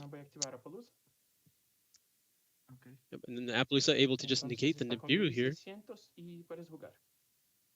So, if that's correct, then his hand is likely just Nibiru Pankratops. He needs to draw something along the lines of Gazelle to really even have a chance at playing this game. Yep, there is the Pankratops. La invocación de Pankratops está okay. No responses to the summon. Moves to battle phase. Yeah, so at least also forces out either the Revolt or the Appaloosa here. So, oh, damage step. Using a damage step droplet? Wow, that is a powerful use of droplet as well. Making sure Pankratops is not able to activate, reducing its attack to 1300, smaller than the 1600 Appaloosa. 1006 y Pankratops a 1003, entonces 300. He's getting all the value out of his forbidden drops there. Shrink, but at an extra card's cost, but that's fine here. Things are real simple, and making sure that Appaloosa sticks is very important, especially if your read is correct that that set card is Revolt. It looks like he's thinking about it. I couldn't imagine that you're in that situation where you have access to Bear Room and you don't use it. There is the Tri-Brigade Revolt, most powerful Tri-Brigade card that they have access to, able to go into a second copy of Shurig there. And that is enough to close out this game 2, going into that deciding game 3. Yes, Joao is able to fight back, push it to a game 3 here against Sebastian and his Salamangreats. However, with the now in game 3, Salamangreat will be able to go first thanks to Sebastian, or excuse me, he will be going first because of the results of this game. It's going to be an exciting one to see. You know, he'll have to face down a little bit less. Salamangreat going first, you know, hopefully he gets that Sunlight Wolf online, gets the card draw flowing, or the card advantage more so going, and then, you know, is able to just sort of bank on this disruption. But we'll see, because Joao does, you know, have his own disruption from his hand. Salamangreat, one of those decks where sometimes not able to really push through too much, but it really just leans on its own disruption to sort of fight disruption, right? Like, it's not a pure combo strategy that's trying to just fight through everything your opponent has. Instead, tries to do a little bit. If you're able to answer it, that's okay. It's back on its own. Yeah, definitely like one of the more like defined mid-range strategies within Yu-Gi-Oh, right? Where you're not necessarily trying to end the game turn 1 with any kind of monster-heavy field that you make, just trying to put yourself in a position where you're able to stop your opponent enough, where you have enough resources turn to really apply enough pressure and close out the game rather sooner than later. But we'll see. We talked about the kind of cards that Joao could have in his side deck that he wasn't necessarily meant for Salamangreat, but more so for the other matchups. And seeing as how this meta is largely board breaker based, you know, you see a lot of droplets, you see a lot of Dark Ruler No More, maybe even Nibiru's. What do you expect to have coming in versus Salamangreat here? Ooh, that's a hard one. I think that... Yeah, that's a really hard one. I mean, obviously, like, Nibiru is incredibly powerful, right? I think he has access to DD too in his main engine. Obviously, that can stay. We saw Effect Failure, that seems fine. And Infinite Impermanence, I think we saw as well, that seems fine. Maybe if he has something like Psyframe Gear Gamma, like just anything that can just do something for you more than something like Drone Lockbird, I think is worthwhile. Even if he has just some incidental like spell and trap card removal, I think that's fine. I know a lot of players are citing some of the Solemn cards, and because even though he's not going first, because of how sort of Salamangreat's cadence is, right, where it's not a deck that's going to do a ton turn 1, maybe it just does a little bit and you're able to answer it. The Solemns are still going to be live if he's going second and he's able to set them. So I think it just goes back to what we were saying, where like any card that can sort of do something, even if it's not incredibly high impact, or even if it takes a little bit more time to get online, you are able to have that time against Salamangreat, because even with a card like Solemn, if they try to go for like an access code talker OTK on the second turn, you can still disrupt something with it. Yeah, definitely, because a Salamangreat deck is not something that, you know, answers every single card you have. You're able to play into it with your own trap cards very easily, so could easily put those Solemns in. I'm looking at like cards like Lightning Storm as well, which are, you know, usually powerful at dealing with either the monster side of things or the spell and trap side of things. Could be very powerful in a matchup like this. I'm looking at Dark Ruler No More as well. Not something that you'd consider all that powerful against Salamangreat, but maybe against a card like Baguska, you just need to keep in something like that. But maybe just having the Forbidden Droplets is enough for that purpose. Yeah, that is a good point. As these duels are finishing side decking, yeah, I mean, Lightning Storm just being one of those cards, I think, especially against these older strategies, right? I mean, still using the word older, but, you know, sort of past themes, where it does seem to do a lot, right? Because it didn't exist in the same way during those formats, where you're right that it is strong against sort of either half of the Salamangreat deck, especially if they're going first, where you can expect them to have maybe a few more back row cards if they're, you know, taking out of, or they're like trying to optimize their deck a little and take out some of those points of disruption from the hand that might be a little bit weaker. Yeah, it can honestly go either way. Really, it's such a gamble as to what cards you put in, because it really depends on what the Salamangreat deck is going to focus on going first here. Is he just going to focus on having more set disruption, like the spells and powerful spells and traps, like the Solemns, or maybe even like things like anti-spell, or just powerful trap cards, or, you know, maybe still sticking with the points of interaction from the hand because of the crossouts that we saw in his deck earlier, you know, really wanting to try to keep all those in. Likely because if you're going to go first, you still want to have crossout for Nibiru so you don't get blown out by that card, which means maybe you just keep all of them in. That could be true, and we will see exactly what he has chosen to keep in this game 3 of our second semifinal. One of these duels are going to advance into the finals to face off against Eldritch, but the big question is who. Sebastian will be going first with his Salamangreat. We've seen Joao expertly navigate just about every game he's played so far with his Leerless Tri-Brigade, so this is going to be a real exciting one. We'll see how strong Sebastian's hand is this time around. Oh, yep, summoning Foxy and using the effect. Either. Oh, there is that Cypherm Gear Gamma that you mentioned. That is so powerful on a normal summon such as Foxy, especially when Foxy had to use its effect on summon, likely meaning that you cannot use the effect in the graveyard and not being able to use it as an extender here. If there isn't a Gazelle in the hand right now or a copy of Silent Mining, that might just end Sebastian's turn. Yep, there is a set. Oh, going for 2 of them. And passing over to Joao here. Yep, things are looking pretty good after that one. 2 set cards, 2 cards in hand for Sebastian. Joao with 5, and he starts with Bird Call. Yep, that is one of the more powerful. Oh, Shared Ride, not one I've naturally perceived. One of those cards that are really strong at playing into the large spell and trap removal, such as Lightning Storm, Twin Twisters, where you get to chain them and still have this lingering effect. And, you know, gonna get Sebastian a lot of draws here.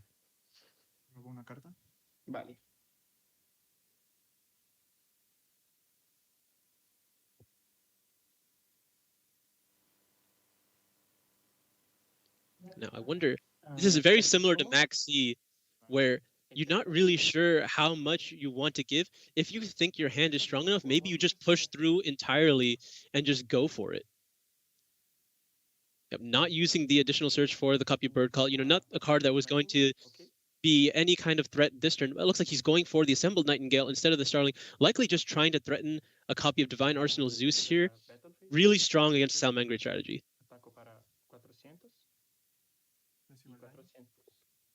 Entonces es 800 en total.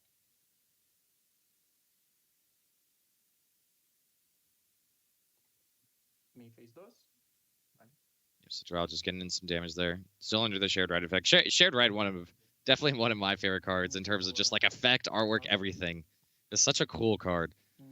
But after that in main phase 2, he's going to go ahead and go into Downward Magician before Xyz summoning Divine Arsenal AA Zeus.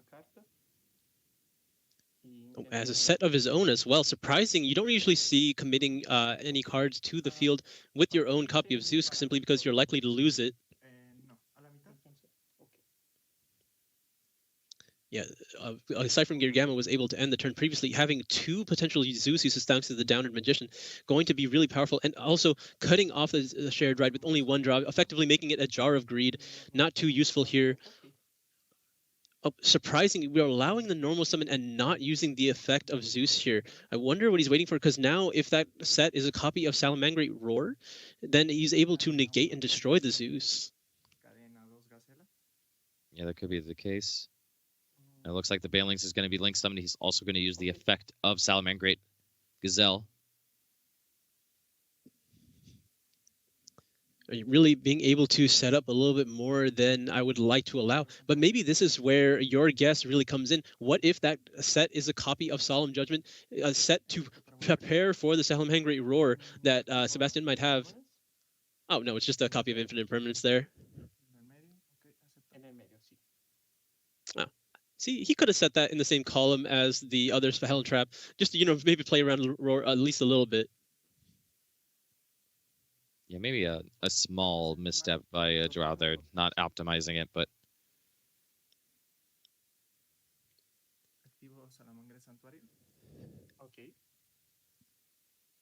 We'll see how this continues to progress here. The Sanctuary is activated. And next up is going to be the effect of Salamangreat Foxy, discarding what looks like Salamangreat Rage so that he can bring it back in defense position. And then he's going to overlay both copies.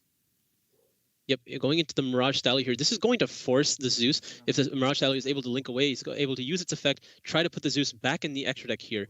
So, and I imagine it's not a set copy of Rage, because Rage would have been used on the chain.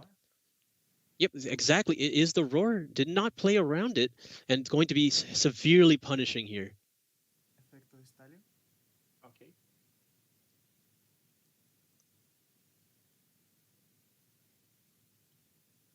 Stalio is able to resolve here. Not able to really go for the Transco Tucker OTK anymore, but still lining up, having all those powerful resources here. There is the Salamangreat Falco in the graveyard, able to potentially summon itself back. There's the Jaguar able to potentially summon itself back. We'll see how much damage and threats the Sebastian is able to put up in just this turn.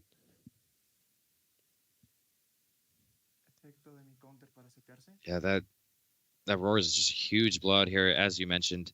He's going to be able to get it back, set it. Now the card flow starts happening with the Sunlight Wolf. Yep, the Jaguar as well.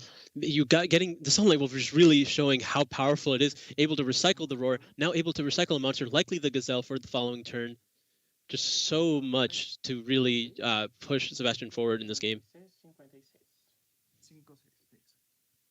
Yeah, that's a lot of damage. We saw him get back both the Rage and the Roar, so we know he has at least those to potentially deal with Joao's cards in hand. I believe he has 3, maybe? And then he's also going to be able to make a rank... Oh, no. He's choosing to bounce back the Jaguar for the Falco. Yep, just more follow-up, right? Being a little bit more explosive on the following turn in case everything disappears. Yeah, this is the grind game that Salamangreat's really known for, right? One of the reasons it was such a successful strategy back then.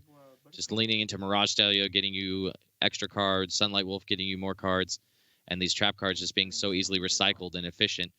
So he's going to go ahead and use Roar on the Bird Calling. The Bird Call. Yeah, really just limiting how many resources Joao has. You know, seeing how... Yep, there it is. As he's going to concede, having only a copy of Forbidden Droplet and DD Crow not able to help him at this point. No way to get started again. Really getting punished there by not playing around the Salamangreat Roar. And, you know, Salamangreat does what it does. It takes advantage of any mistake that any other deck can make. You know, just small incremental value can just really still get there, even in today's meta. Yep, as you said, that's it. Sebastian is our winner of our second semifinal. Salamangreat is going to be advancing to the finals against Eldritch. Two strategies that, you know, if anyone asked, whether it was last week, you know, or this year. Yo debí setear la otra. Tenía las dos en mano. Sí, porque fue... Yo pensé, creo que... Fue un error. Y Game 1 solo el Fractal y 2 Trolls, terrible. Pero... es el juego. Buena suerte en la final. Gracias. Si yo jugaba en la final, yo perdería con certeza. Eldritch es muy... terrible para no este deck. Terrible para mi barajo. Para Sala, Gozen es nada. Yeah, you know, as we were saying, basically, last week no one would have expected it, especially this week they wouldn't have expected it with both Burst of Destiny and Legendary Duelist Synchro Storm, but they made it, you know, some great sportsmanship there.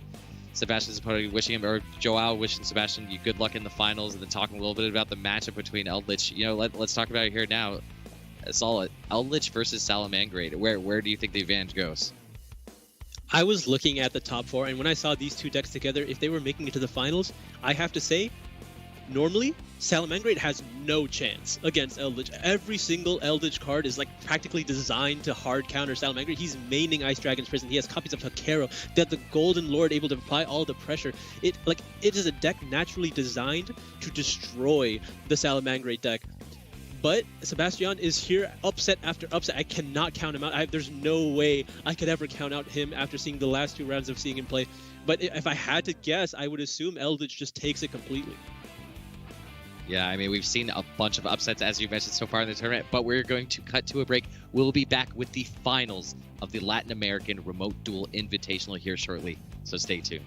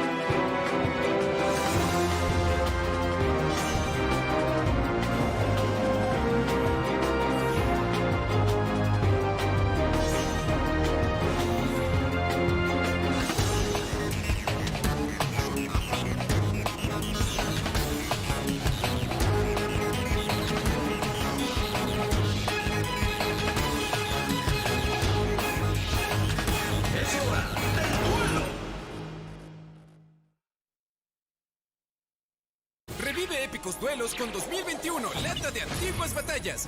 Contiene 3 megapacks, además de poder ensamblarse con la lata del año pasado para crear tu propia tablilla. ¡Es hora del duelo!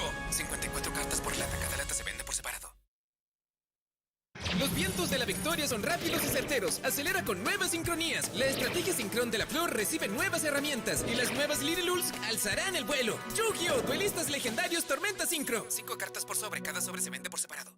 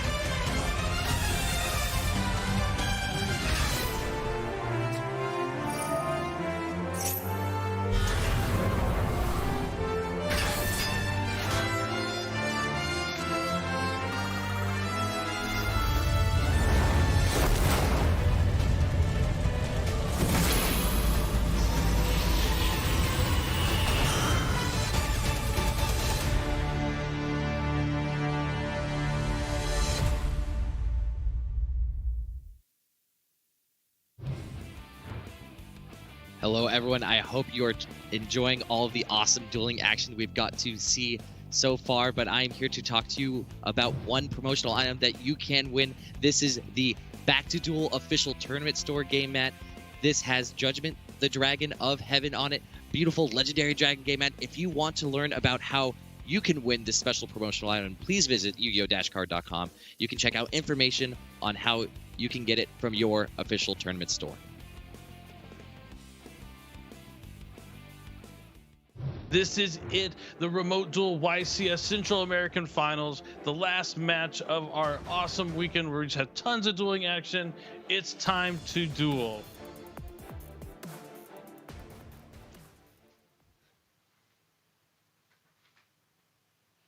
We saw phenomenal play from Alexis in the last round that we featured where he dueled. I expect that same caliber of play from him here, and that's why I select him as my favorite to win this duel. But it is anyone's game. Yeah, certainly. Definitely don't want to count Alexis out, especially since he gets to go first here. That's step one, winning against the Shadal Invoke Dogmatica strategy. You don't want them to be able to establish the board or any of their trap cards. But if Alexis is able to go first and, be able to access something like Tri-Brigade Revolt, sometimes just getting that Shurag started, banishing, one card at a time, can be enough for the Zodiac Tri-Brigade deck to defeat something like the Shadal Invoke strategy. But we'll have to see how he plays it here. He's off to the right start with it. Using Fractal to send Kit to send Nerval, and Nerval to search for a Tri-Brigade monster. His graveyard's already starting to load up. Yeah, certainly. At the minimum, he'll be able to access, even if he has no other cards in his hand, he could access Bear Brum right now, which would give him access to Revolt. But I imagine he has at least one other Tri-Brigade in hand, so he'll be able to maybe form a bit of a better board. Ideally, the board he's looking for with Tri-Brigade going first is you're going to want to have something like Appaloosa, Ancient Warriors Oath Double Dragon Lords, alongside a set Tri-Brigade Revolt, and maybe a hard-drawn Solemn Strike set alongside that. So that's the board that Alexis is going to be looking for here, and we'll see if he's able to achieve that. He normal summons Fractal, and he will use its effect to banish 2 of the Tri-Brigade monsters in his graveyard and summon Bear Brum. But Andrew has Phantasme. Yeah, Fantastical Dragon Phantasma, a huge card. Jerome was talking about how he's seen players using it recently to counteract the popularity of the Tri-Brigade deck.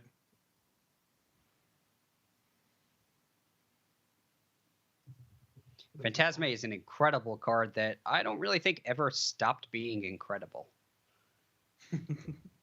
No, I agree. Whether it fell in and out of play, it's just because there's so many incredible Yu-Gi-Oh cards you can use as forms of disruption. But against decks like, Tri-Brigade, Salamangreat, Sky Striker, tons of decks that just require, Link. So even Dragon Link, it was one of my favorite cards to use against the Dragon Link deck because there's almost a guaranteed point of opportunity where they would have 3 Link monsters on the field, and that's draw 4, put 3 back, sculpt your hand the way you want it. Just really one of those strong cards, and it's also just a huge body on the board. It has targeting, effect, negation, just well-rounded, all around a solid Yu-Gi-Oh card.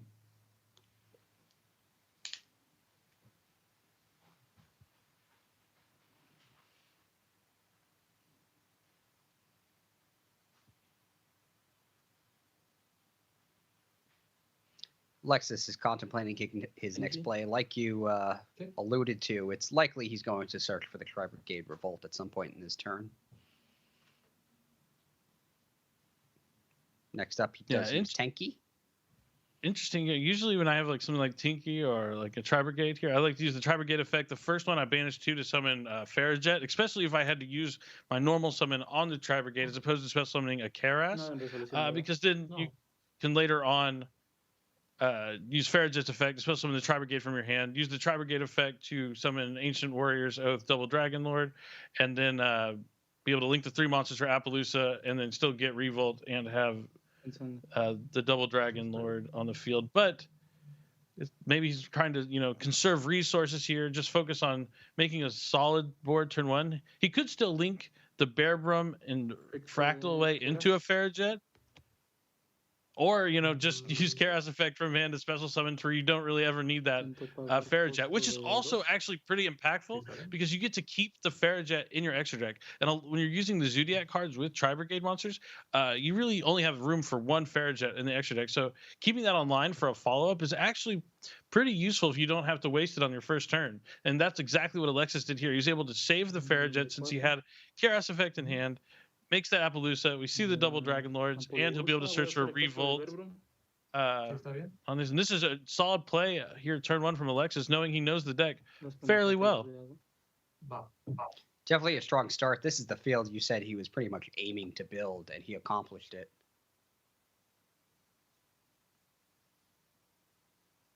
Yeah, can't really ask for too much more, with the exception of maybe drawing the hard drawing that Solemn Strike here to set alongside Tri-Brigade Revolt. That's another reason I like this deck so much, is if you usually use like Farajet, you can take a card out of your hand and replace it. So if you draw something going first like Gamma, you can't use, you can always just replace it for maybe a live card off the top of the deck. But he still is going to have to deal with that Phantasme, which will maybe stop the Double Dragon Lords from targeting a face-up card on his field.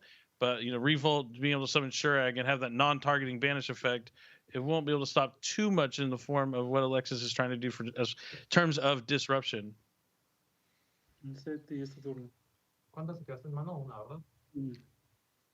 Just 1 card to the back row, which we can safely assume is the Tri-Brigade Revolt. And it's Andrew's turn. Even though Andrew does have a monster on the field, this is actually his first turn of the duel. Yeah, definitely.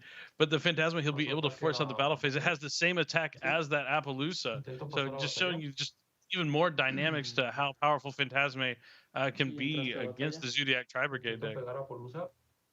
Of course, once he tries to attack, Alexis will activate the Revolt, and that Shurag is going to take down a fantastical Dragon Phantasma.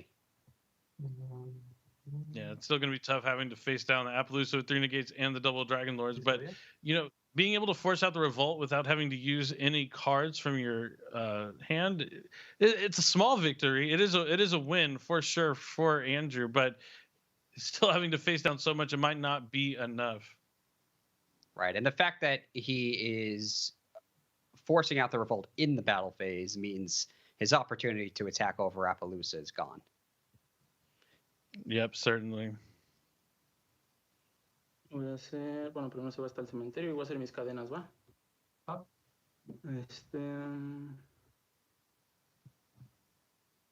Just the combination of Tri-Brigade Revolt, being able the non-targeting a trap that could just non-target banish would be a solid card to begin with. But the fact it summons a 3,000 body, you get a non-target banish, you get to search your deck for any Tri-Brigade card, and if they somehow deal with your Shurag, you get another follow-up search. Just speaks to the volumes to how reasons why Tri-Brigade is here in the finals, and we're seeing it, doing so well throughout the format with so many different decks that are viable options. Absolutely. Mitad y 3 del tope, ¿va? Now the big question is, what is Andrew's follow-up play? Having entered his battle phase and lost his Phantasme, how is he going to get out of this? Yeah, the Appaloosa is his biggest foe right now, being able to stop stuff like and then there's the best answer to Appaloosa, just straight up having infinite impermanence, negating the effect, so it's not going to have any negations. His attack, it goes to 0, and followed up by a magical meltdown. This is ideal. This is showing you why, if he didn't have that Phantasme, this really wouldn't have been as possible, because you still have that Shurak banished, but Phantasme into impermanence after the Phantasme gets banished. Great playthrough here from Andrew. Absolutely. Sí, está bien. He even forced out that double Dragon Lord's effect to bounce back the magical meltdown. Since it's no longer on the field, it won't resolve, so he doesn't get to add Alistair. Let's see if that's enough here. Should only be activated once per turn, so he can't activate it again. Okay. Cripple Tactics Talent. He chooses to draw 2 cards, just so many increasing cards the odds that he'll have an answer to this field. Yeah, really. This is, I mean, so far he's navigated it very well, showing like, that's the cool thing about Tri Brigades. It does what it does consistently, and it does it solidly. Like, you're going to get that board, a good percentage amount of the time, but it's not necessarily the strongest board, and decks really can find ways to get through it, and that's what Andrew is doing here. Navigating it very well. Also having the Ecclesia after drawing the 2 cards off the Triple Tactics Talent. This is looking pretty good here for Andrew, actually, but Alexis will have some form of follow-up. Sure. We saw Appaloosa get hit a lot by Infinite Impermanence this weekend.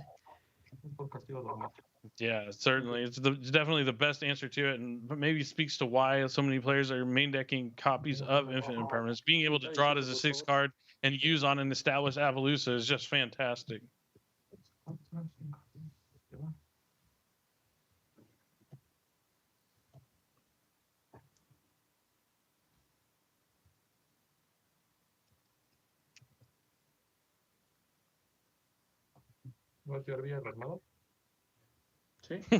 Oh, Secret Village of the Spellcasters. Yep. So while Andrew has a spellcaster and his opponent doesn't, he will not be able to activate spell cards.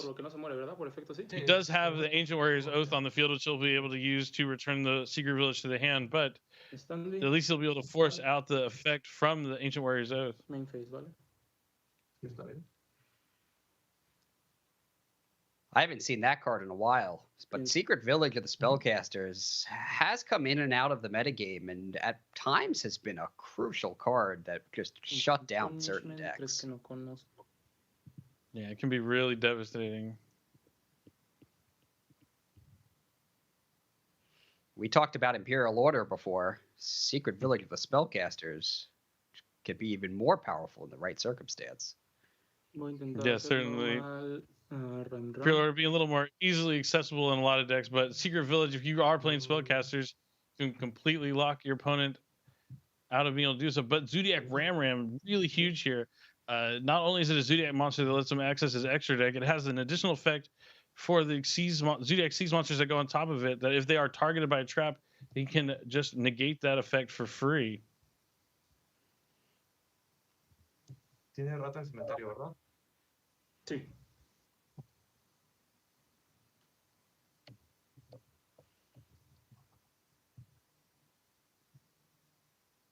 Le voy a hacer castigo dogmático. Andrew flips the Dogmatica Punishment. Yep, heads up to know to force it out right now before the Ram gets an Exceeds Material monster on it, so it doesn't gain that trap negation effect. Bueno, tienes que tirar algo más mamado que él nada más. Sí.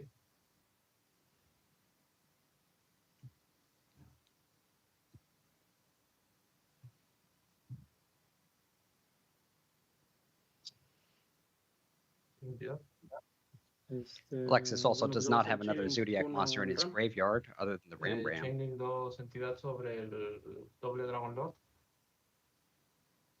Yeah, it's definitely important to know Ram's Destroyed can bring back a Zodiac monster from the graveyard. used to be pretty good when used in combination with something like Dragonic Diagram. One of my favorite decks all time was the True Draco Zodiac deck. I had a lot of fun with that. Those themes back in the day.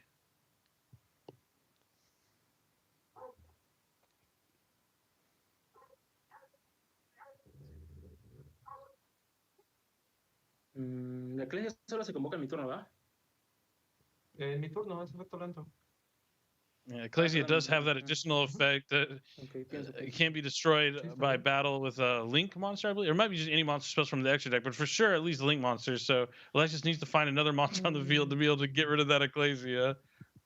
I think it's anything from the extra deck, so he's going to need a nice effect monster used in the main deck. Looks like he goes for Ancient Warrior's Oath effect, sending himself to return Ecclesia. Called by the Grave is chained in response. I assume we're going to see it banish the Link monster. Oh, I think he's targeting Ram because he discarded Zodiac Rapierre turn 1 with Karas. So I think he did trigger that Ram's effect since it got destroyed by punishment. And now he's called by Grave targeting the Zodiac Ram. Oh, so there was a Zodiac monster in his graveyard. Yeah, I think he tinkered for Rapierre and discarded it. That makes sense because the Zodiac monster was a tremendous threat to him, which prompted the activation of the Dogmatica punishment. Yeah, it's really cool to see because we've seen Ram kind of fall out of favor with a lot of duelists when they're more opting to go with just multiple copies of Thoroughblade now since Dryden was added to the Forbidden list. But I still think there's like heavy application for Ram against particular matchups, like this one in particular. So since Ram has that trap effect, he had to use the punishment before he put the monster on. Otherwise, he would just negate the punishment since it targets, and forcing them to use the Called by the Grave as well. So just very interesting stuff here. Lots of layers. Yeah, the Ram was very problematic for Andrew. He was forced to use a lot of resources to get rid of it because the Zodiac monster was in the graveyard. How did that monster get there, if you recall? He used Tinky. I think he used Tinky to search for Zodiac Rapierre, and then he discarded Rapierre to still summon Tri-Brigade Karas from his hand on turn 1. Oh, since it is discarded as a cost. Yep. Wow. Oh, you can't keep the Zodiacs down.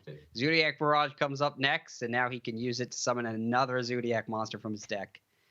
Andrew did everything he could to keep a Zodiac monster from hitting the fields, but let's see if he has something to answer the Thoroughblade.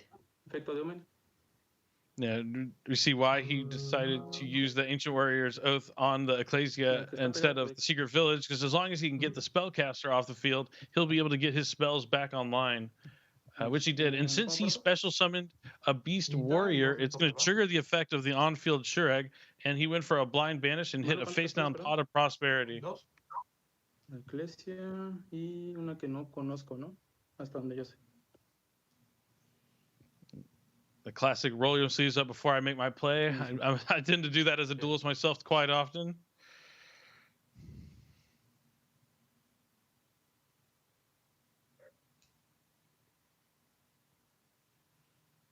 So he can still do a lot here. He can, go into Chakanine. Chakanine can bring back a Zodiac. Yeah, he can link the Zodiac and the Shurag away for Farrajet. Search with Shurag for a Tri-Brigade monster. Use Farrajet's effect, especially when the Tri-Brigade from his hand. Banish 3, summon Rugal, and link summon into Axis Coat Talker. Andrew sees the writing on the walls, knowing how much damage the Zodiac Tri-Brigade deck can put out, and decides to scoop him up there to save some time.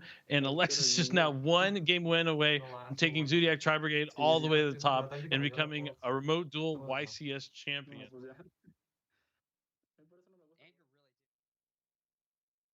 Allowing Alexis to summon.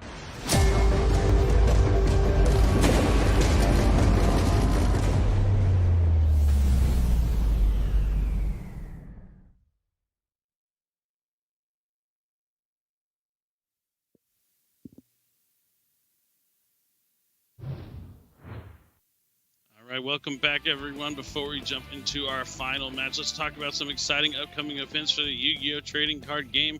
January 15th and 16th, we have a Remote Duel YCS for Latin America. You definitely want to make sure you check that out and get registered so you can compete in another remote duel ICS with plenty of awesome prizes, including Ultra Prize Card. And then January 15th, 16th, that same weekend, our return to in-person play for the stream is YCS Pasadena. I'm so excited about it. I can't wait to be there. I hope you all will enjoy that festivities coming back to the return of in-person play and a big event like YCS Pasadena. And that's right, we announced it yesterday for the first time. YCS Las Vegas will be February 26th and 27th at the Las Vegas Convention Center adjacent to the Level Up Expo. Registration will be opening up soon, so please follow our social media channels for more information about YCS Las Vegas. Yeah, tons of awesome events coming up. That's always exciting for Yu-Gi-Oh! When you have these big tournaments. You're looking forward to see how it's going to play out and how the cards are all going to be impacted. And that's what happened this weekend. We had 2 sets that were released, Legendary Synchro Storm and Burst of Destiny. And now we're here at the finals where 2 kind of older strategies, made some of them, packing some new cards from Burst of Destiny, have made it here all the way to the finals. It's been a great weekend with some awesome duels. I know you've had as good a time as I had as well, Robbie, right?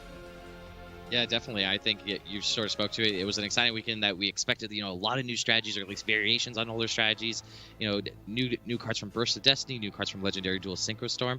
But really, the talk of the tournament so far is, somehow these like older strategies have basically, fought against the odds. We've seen Sebastian just get upset after upset with his Salvagri deck. Similar with Eldritch, maybe some missteps for some of the other players on the way to get them there, but you got to capitalize on those moments, right? Like, that's a big part about Yu-Gi-Oh! If your opponent makes a mistake, you got to punish them for it. And it looks like, both these players have done that throughout the tournament. They have a lot of, comfort and mastery of their strategy, probably because they've been playing it a while. And I think it's going to be a really exciting final. I think the big thing that we want to talk about, though, right, is just how the Salamangreat versus Eldritch matchup goes, which I think Assault touched on before. It's a rough one. It's a rough one. It definitely can be a really rough one. Both these decks, while they aren't exactly older, but they are, haven't been seen in a while, so seeing them match up against each other is going to be really interesting. So let's take a moment and talk about the single elimination bracket that happened today. Our first semifinal match, we saw Fernando with his Eldritch deck take the 2-0 victory over Daniel. It was a surprise victory there. Eldritch kind of lines up pretty well into the decks people brought this weekend. And then on the other side of the bracket, the second semifinal, we just saw Sebastian take the 2-1 victory. I would say is an upset over Joao, who we saw a couple times yesterday piloting the new Leerless Tri-Brigade strategy fairly well. In a close matchup with a lot of interaction, but Sebastian taking it despite that Zeus was really fantastic. And now we're back to our finals where it's Fernando and Sebastian. You already mentioned it, Eldritch and Salamangreat. The matchup we all touched on a little bit before, I think it's kind of heavily favored towards the Eldritch player. Obviously, both these decks want to go first. They both utilize trap cards to kind of get things done. So if the Salamangreat player can go first, maybe set up a Rage and a Roar, we'll have to see. But it is time to duel. The finals are ready here at the Latin America Remote Duel Invitational, November 2021. It's Eldritch and Fernando against Salamangreat, piloted by Sebastian. It's time to duel. This is the finals. Yep, and we will need to see who won the die roll and chose to go first here. It would be a big win for Salamangreat if he won, but it does not look like that's the case, as Eldritch sets a full 5 cards to their back row. And I assume we're going to see a turn pass after this, and that is the case. Sebastian draws to 6 cards, staring down something menacing from Fernando's side.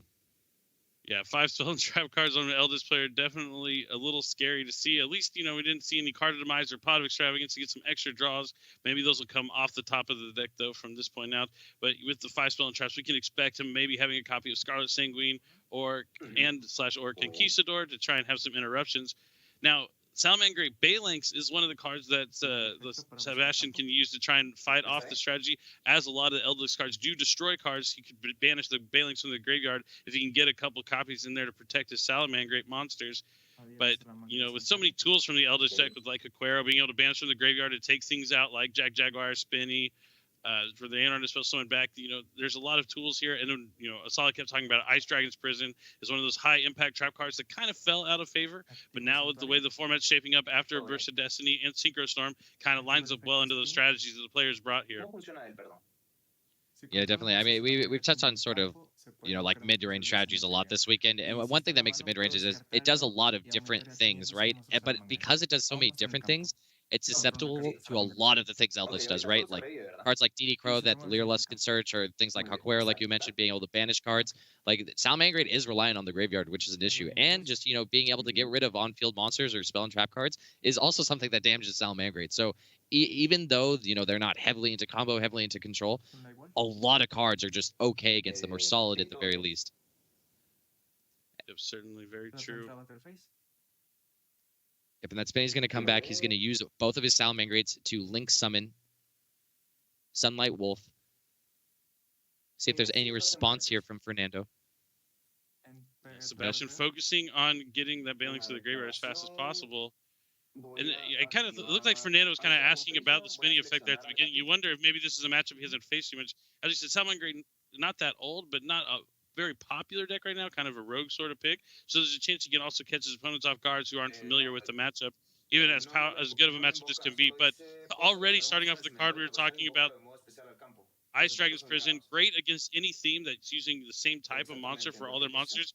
And the Salamangreat deck using all Cyberse monsters for the most part will be fantastic here as he gets to get rid of the Banelings and that Sunlight Wolf.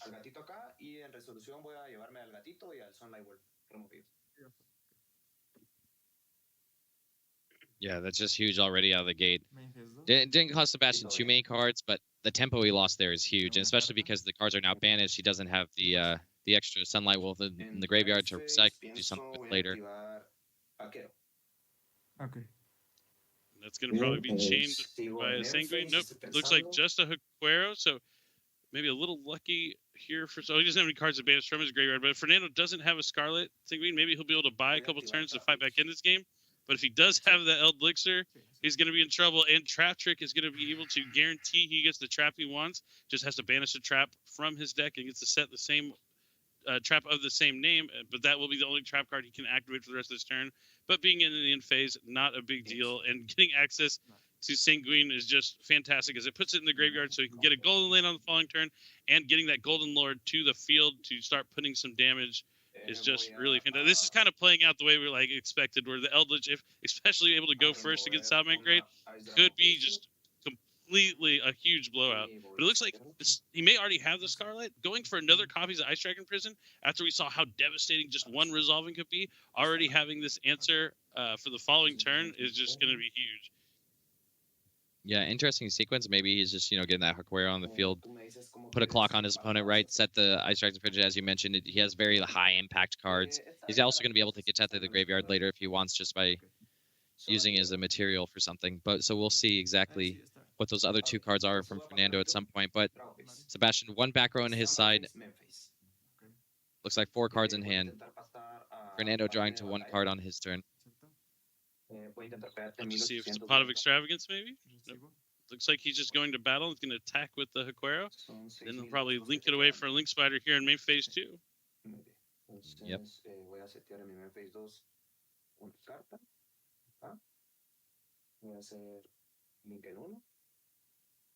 It's so useful being able to activate the golden lands during your opponent's end phase to summon those monsters and then be able to link them into your graveyard on the following turn. Since you can't banish them the same turn they're activated, and having activated them previously is just fantastic.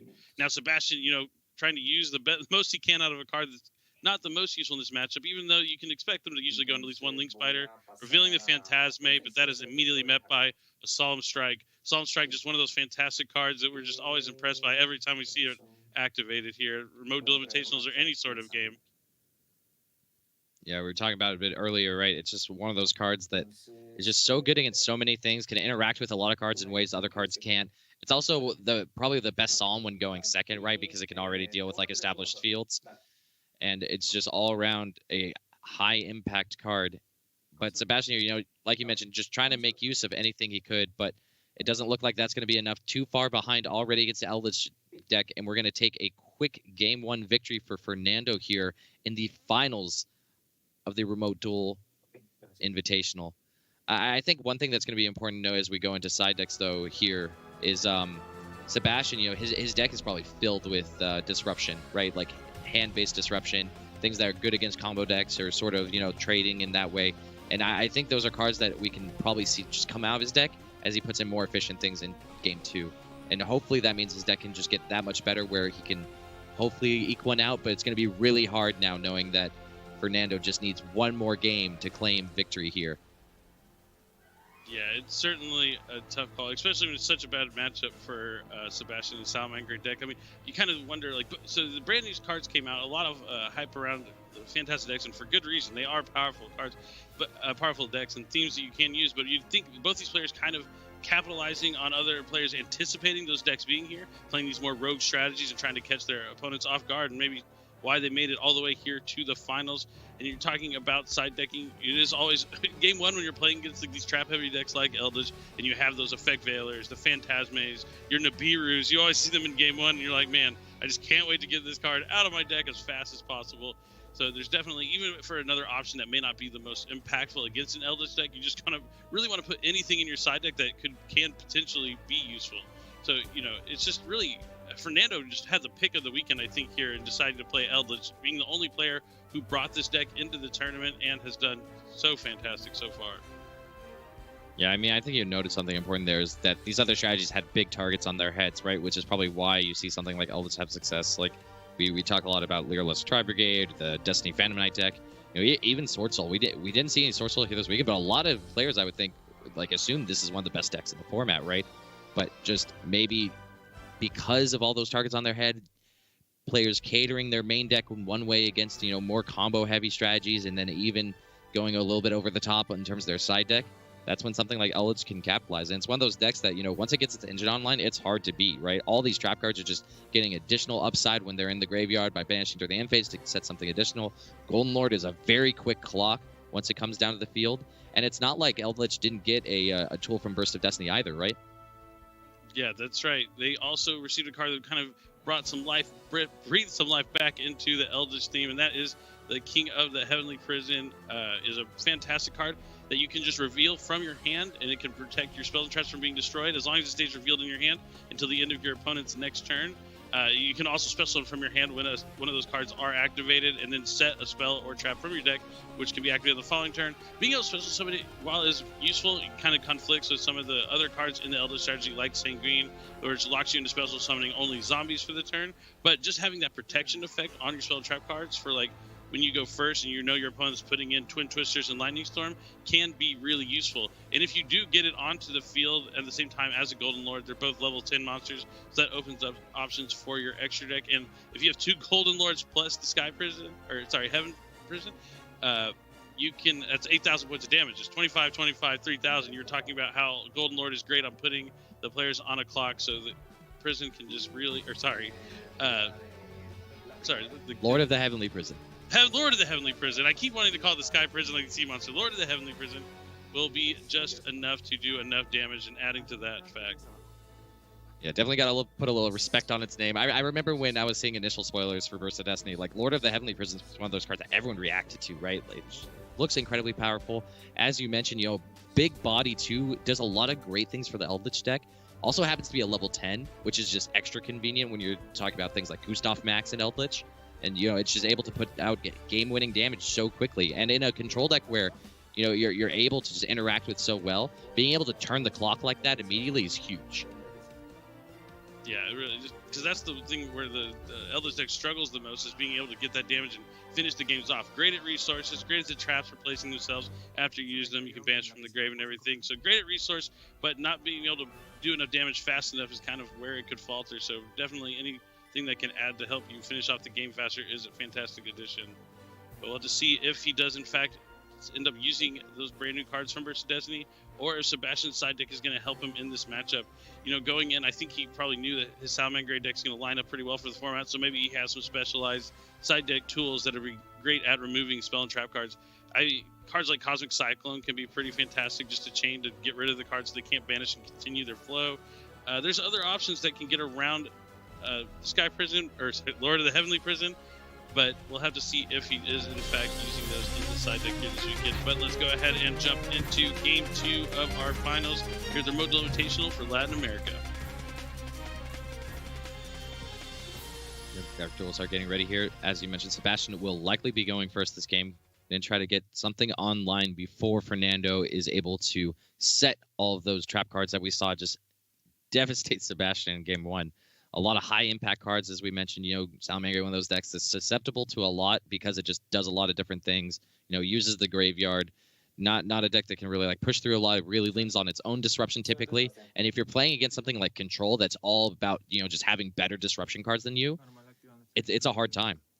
It certainly is. And Sebastian's going to be off to a solid start here, getting a Lady Debug, which is a Cybers monster.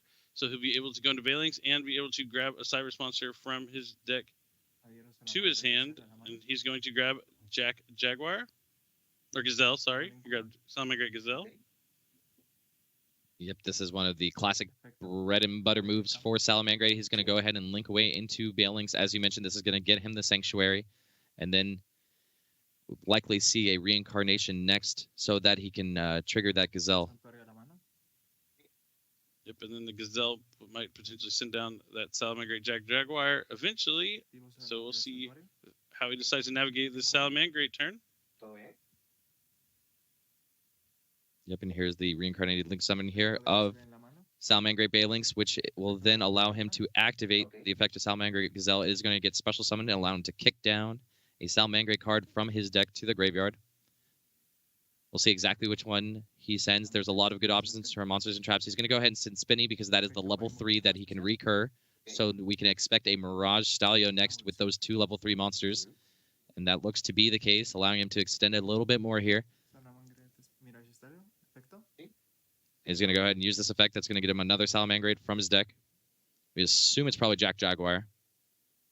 And finally, Jaguar is coming down. Now, Mirage Stalio coming off the Forbidden List, not too long ago. Really, Salamangreat was nowhere to be found since Mirage Stalio ended up on that Forbidden List. And, after it came off, you kind of see maybe it is okay to be around, as it is still a solid deck. You can play it and do well, as you see Sebastian here in the finals, but not overly powerful to the point where it deserves that spot on the Forbidden and Limited List. But that Jaguar is going to come back and trigger the Sunlight Wolf to add back the Gazelle to his hand, and he gets to put the monster back into his extra deck, and now he's going to set a couple of trap cards and a decent 3. It looks like 3 face-down speller trap cards. So a decent start here. Definitely better off than he was in the last game, going second, facing down those 5 spell and trap cards from Fernando. For sure. And I think one thing that we also consider with Mirage Stalio, right, is like when it was put on the Forbidden List, this is pre-Nibiru, right? And it came off post-Nibiru, which sort of is a big check to a lot of decks, especially like Salamangreat. But you're definitely right that this opening is much better for Sebastian this time around than previous. Didn't have to fight through any trap cards because he got to go first. But now it's Fernando's turn to see exactly what he can do with his Eldritch strategy. Eldritch known for being able to break apart much better boards than this with trap cards, right? So we'll see. The real X factor here, I think, is whatever Sebastian has set. So he's going to start with Dogmatica Ecclesia, special summoning because there's an extra deck monster. Definitely a solid start here. At least it's something that gives him something of value. Could prompt something from Sebastian, and then if he's able to resolve it, he could get Punishment, which is a fantastic trap card. But Sebastian, knowing that would be one of the options, is going to respond to droplets to send the Jaguar to negate the Ecclesia's effect on the field.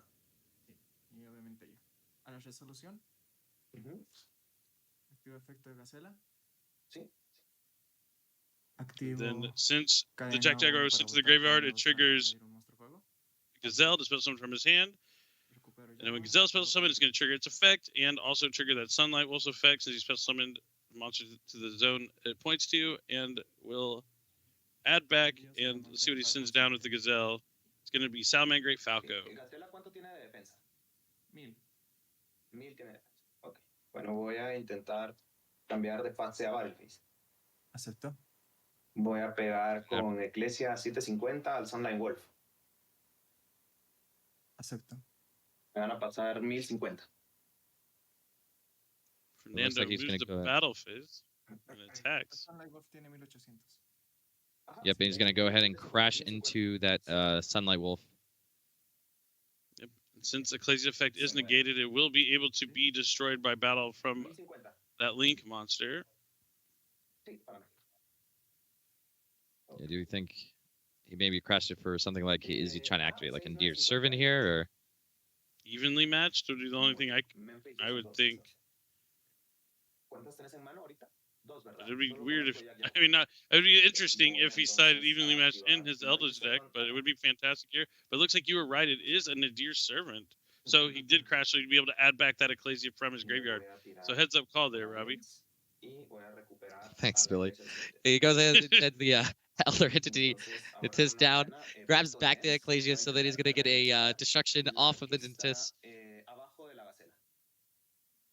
It looks like it's going to be one of those back rows, the one closest to the deck. And it was a Twin Twisters which get hit. That is a big one. That really is, yeah. One of those blowout cards against Eldritch, even though they do have a lot and can, you know, reset their traps. But if you were able to take out Solid Striker, just prevent them from summoning the Golden Lord for, like, perhaps a turn could be enough. But it's definitely going to be a lot harder without that Twin Twister set. Unless Sebastian does have another copy face down, maybe. He's going to need something like Harpy's Feather Duster or any sort of spell and trap removal to really jump back into this game. You know, going second, I doubt we'll see the Lord of the Heavenly Prison. I feel like it's one of those cards that's better in your deck when you're going first, as you can set your traps, protect them before your opponent gets to establish the board to disrupt anything you do. So maybe not going to see the Lord of the Heavenly Prison, but maybe in Game 3 it will play a pretty impactful role. Does have a copy of Balinx and Falco engraved, so lots to do there. I think he also had Spinny, maybe? No, Spinny's still under the Mirage Stalio, I believe. Yes, so he has Spinny under the Stalio. He has Falco in graveyard. We know he has a Jack Jaguar in his hand. We'll see. It looks like Fernando's taking a minute to think. Maybe he has a Ice Dragon's Prison. That's a Dogmatica Punishment. Punishment, just fantastic, and be able to take out a monster on the field and send down a fusion monster that can do something else. Yep. So I've also had this. Sometimes the glare can get pretty bad, but as long as you're able to tell what the card is, it is just fine. As the day go on, the sun comes through the window. So sometimes there's not much you can do about that.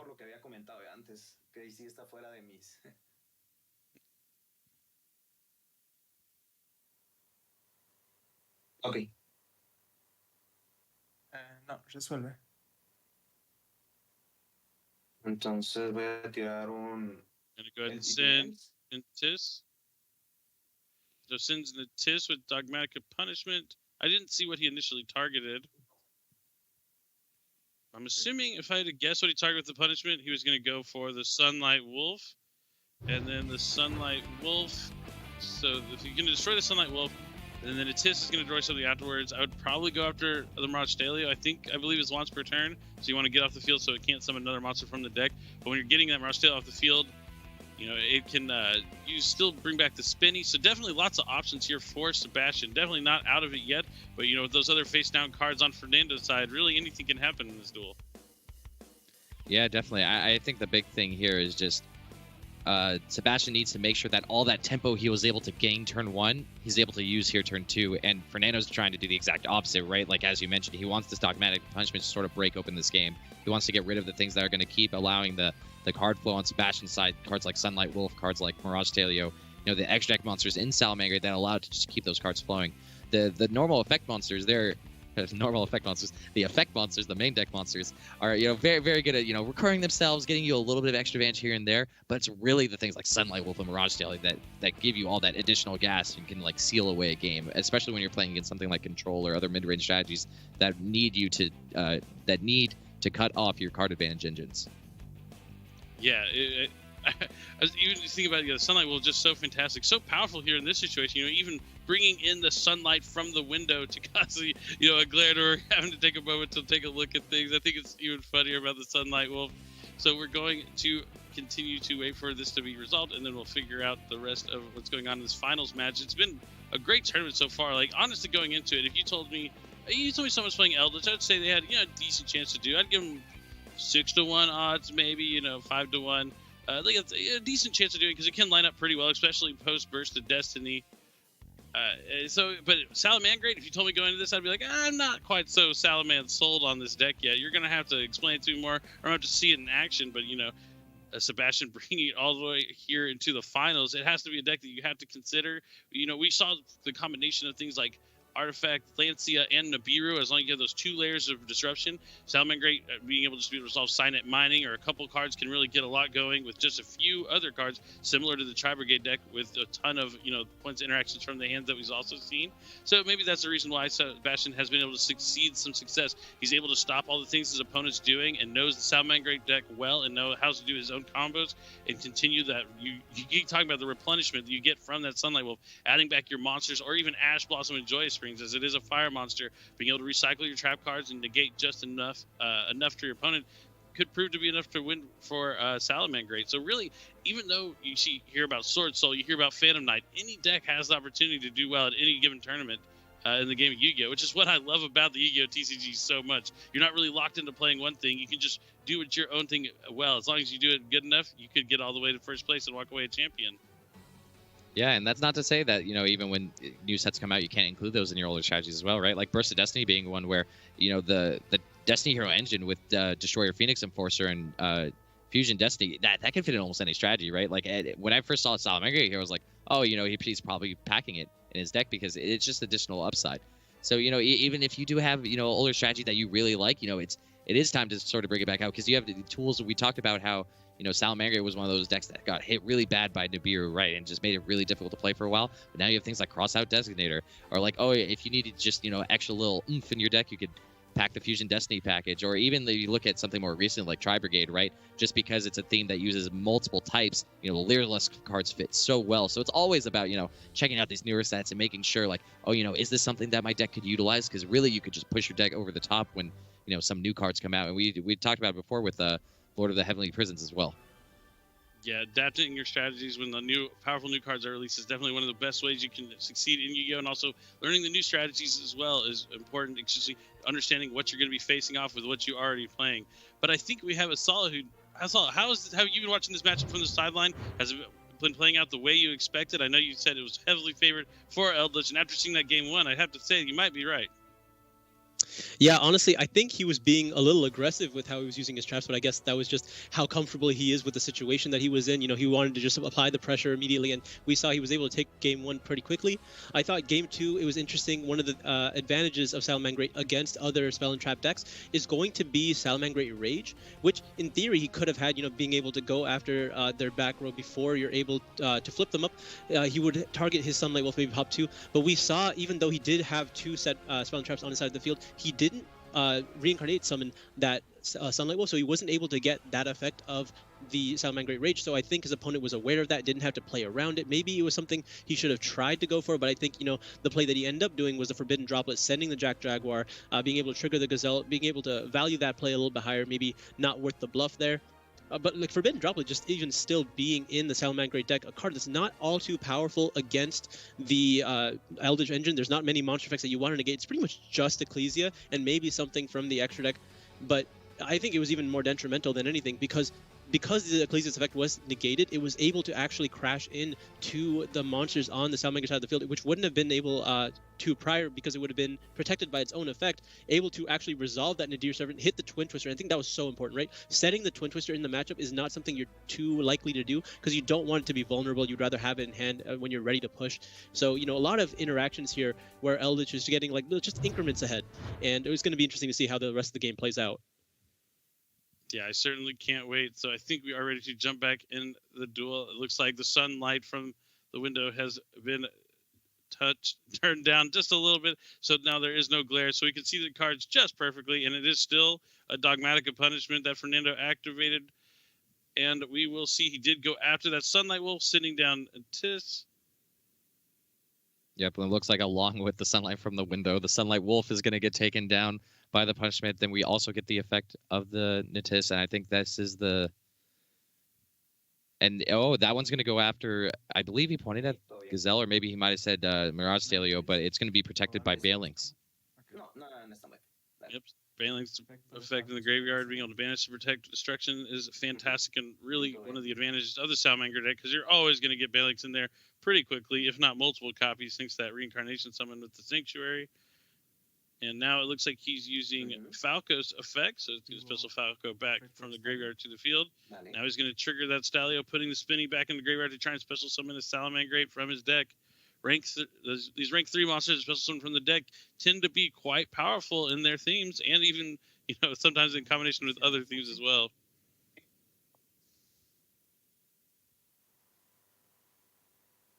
Yep, it looks like that Mirage Taylor is going to go ahead and get a Foxy from the deck in defense position. Now he has 3 Salamangreat monsters on the field. I believe he has a Jack Jaguar and a Gazelle in his hand. Also has Spinning in the graveyard. Put that Falco right back in as well. He's going to go ahead and link summon a Sunlight Wolf. We saw him. Okay.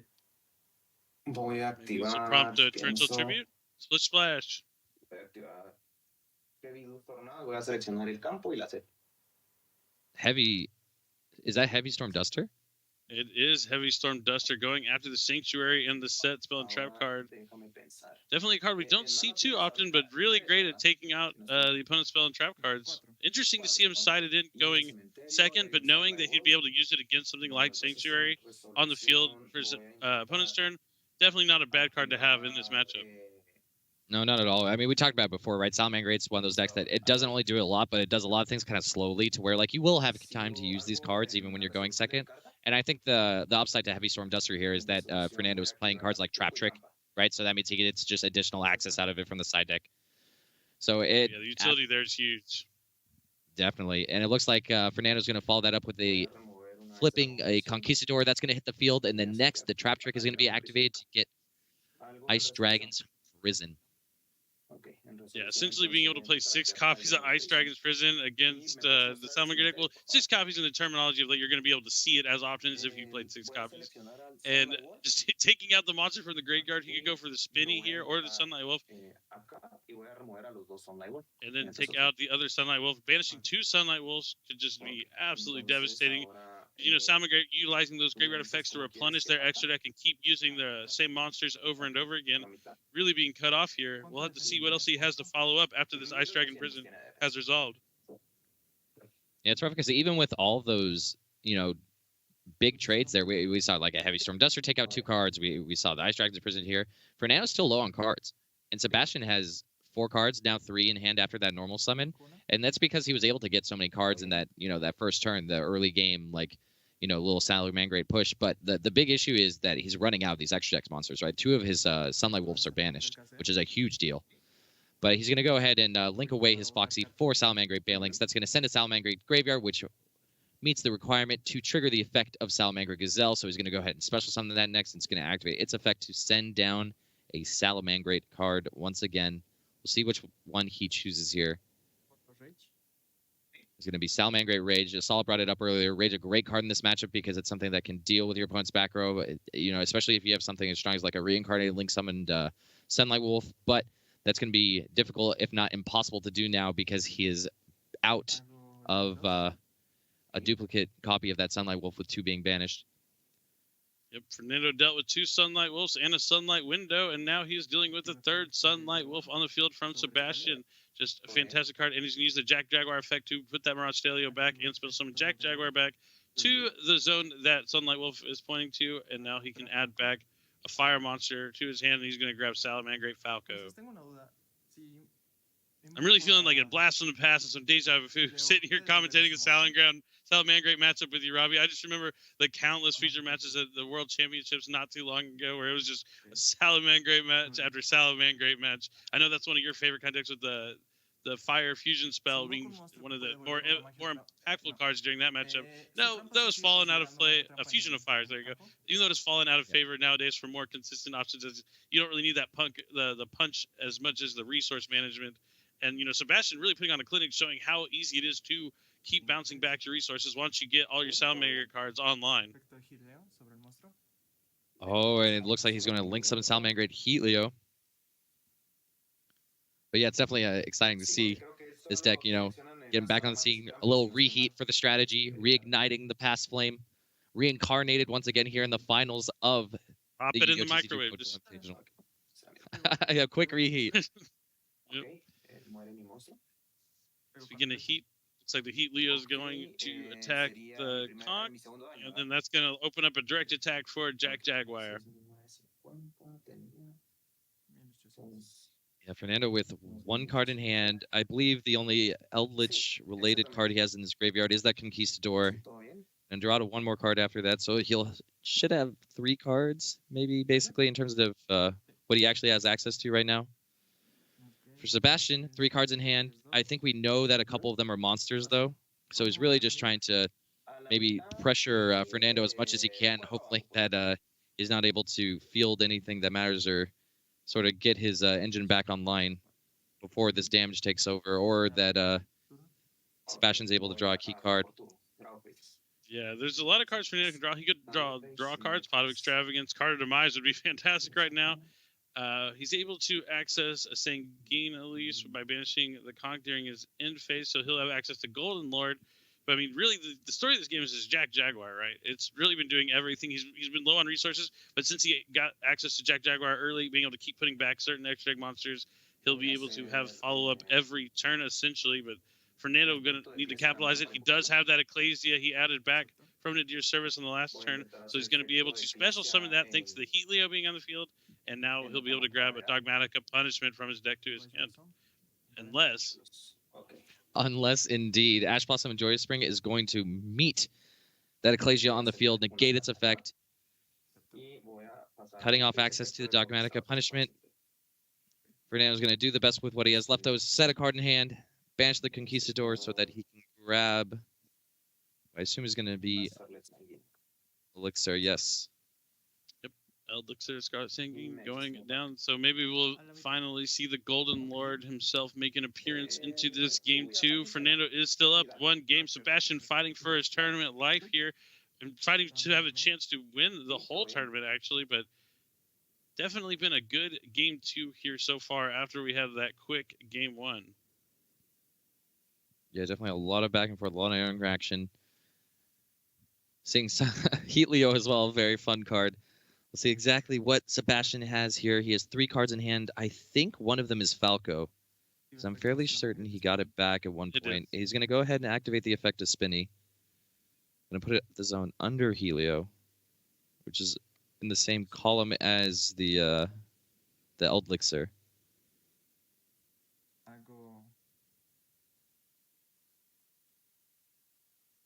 Sebastian trying to find a way to get the Jack Jaguar back into his graveyard so he can summon it back to the field this turn. It looks like he's going for a Link 4 with 3 monsters. Yeah, with Link 3 with 3 monsters. That makes way more sense. Going for Heat Leo so he can trigger its effect, kind of going after the spell and trap cards. And being able to shuffle it back in the deck means he won't get the extra value if it happened to be a golden land. Yeah, strong play here from Sebastian, realizing that he can access that Hilo, get the reincarnation even without the Sanctuary up. And yeah, also putting that Jack Jaguar back. We talked about it a bit before, Jack Jaguar just being an incredible card because it's recycling the Sunlight Wolf, right? It's recycling these extra deck monsters that, even after getting hit with that Ice Dragon's Prison, Sebastian's still making sure he has access to them. And next he's going to normal summon Salamangreat Falco. And he put that Mirage Stalio back into his extra deck, so he could go for an Xyz summon here. But instead links it away for a Balinx. Yeah, the Falcos and the Jack Jaguar are actually level 4. So he can't make the Mirage Stalio there. Oh, sorry. Yeah, he would have to go for number 41. Yeah, both level 4 is going to a rank 4 option. But yeah, no point to go into any sort of rank 4 here when you're just doing the same thing. But you can go into the Heat Leo you just put back. Or sorry, the Sunlight Wolf that you just put back. But no, Splash Mage, even better, going to be able to special summon back a Cyber's monster from the graveyard. He sees the writing on the wall to do enough damage going into something like Access Code Talker. And that is it. Fernando is going to scoop them up. And now we are going to a game 3 between Eldritch and Salamangreat in the finals of the Remote Duel Latin America Invitational. Yeah, super exciting to see Sebastian, pull it out. Gets all the sort of card advantage engine he has online, getting that Jack Jaguar out of the graveyard, huge, but just making sure that he has enough gas in the tank, enough fuel for his fire to push through all of the disruption that Fernando had access to there. There were some big cards activated, right? Like, we saw a lot of 2-for-1s come down from Fernando's side, but just the monsters just trading a little bit better against those trap cards is what really made the Salamangreat deck shine there. So we'll see exactly how this goes for Game 3, because now Fernando gets the opportunity to go first. So we can expect a lot of back row, a lot more disruption for Salamangreat to fight through. And we know that the strategy is not very good at that, right? Like, it's not about trying to push through a bunch of back row. It's about doing what you can and then using your own disruption to sort of deal with that loss in tempo. But most of your disruption is not going to line up against Eldritch. So we'll have to see exactly what side deck cards come out from both sides. It's going to be an exciting time. Yeah, it really is. I mean, we saw how powerful it is. So Ice Dragon Prison, we talked about how fantastic it is in this matchup. But going second after your opponent already has an established board and you're having to use that Ice Dragon Prison to clear what they already have left on the board, but they're still able to have that follow-up, not as strong. But now when you're going first against Salamangreat, if you're able to access Ice Dragon Prison and take out a Spinny or in a Balinx from the field even, just out of the way, they really don't have too many cards that can continue to special summon monsters to the field to extend past that. So going second is definitely going to be a lot tougher here for Sebastian. And we haven't seen Fernando draw any draw cards yet, so he's due in Game 3 to see an opening hand of an Extravagance or some sort of way to get to more trap cards. Card of Demise also being fantastic. Being able to draw infinite trap cards, and then also just if you happen to draw one of your couple monsters that are Golden Lords that you can summon back from your graveyard. Really, Card of Demise, being one of those one-ofs that can be very swingy. We'll have to see if he's able to open up with some draw cards that have access to Ice Dragon Prison here in Game 3. Like, we haven't seen any of the traditional Eldritch kind of stuff in this matchup. We haven't seen Conk, Golden Lord, really. It's just been about how high impact the traps of Ice Dragon Prison and Torrential have been. And then just even finishing things up just with a couple of monsters is really all you need. Yeah, it's interesting because just that sort of like bread and butter thing Eldritch does with its trap monsters is very good against Salamangreat. Like, Conquistador lines up well, Haguero lines up well. So hopefully we can see some of that from the Eldritch strategy here. But Eldritch is just one of those decks now that it just really takes advantage of just the best traps you have access to, right? Like, that's really what the strategy does. It's going as far as playing cards like Trap Trick just to make sure you have access to those power cards. We see him search Ice Dragon's Prison because he knows that's just so good against Salamangreat over and over here. But we are very close to starting here. This is the final duel of the Latin American Remote Duel Invitational. Eldritch against Salamangreat. It's just so exciting. I did not expect this matchup. I also, when I saw the matchup, I didn't expect it to go to a Game 3 as Eldritch just seemed to line up so well into it. But Sebastian really playing well with Salamangreat, like showing he knows how important that Jaguar is every turn, not trying to win the game fast. He knows this matchup is going to be a grind where you go through going back and forth, trying to trade resources, replenish them. And Fernando drawing those high impact traps but not having the golden lands, he really wasn't able to get a flow of the golden cards going, and just Sebastian capitalizing and using Jaguar fantastically in that game too. But yeah, Game 3 going second, it's tough. I imagine he's going to have things in his side deck, but we'll have to see if he draws them. So without further ado, let's jump into the last game of the tournament. It's Game 3 of the finals. Fernando, Sebastian, Eldritch, Salamangreat. One of these players is going to walk away the champion. Yep, and we'll see exactly which one of those duelists it is. We know Fernando is likely to go first here with his Eldritch deck. He wants to set his trap cards and get them online ASAP. Yeah, hope maybe citing in copies of Lord of the Heavenly Prison. That'd be nice to see and be a really great card to have going first. As we already saw Sebastian using cards like Twin Twisters and stuff that destroy spell and trap cards, and the Lord of the Heavenly Prison will easily counteract that. Yep, definitely is something fun to look forward to.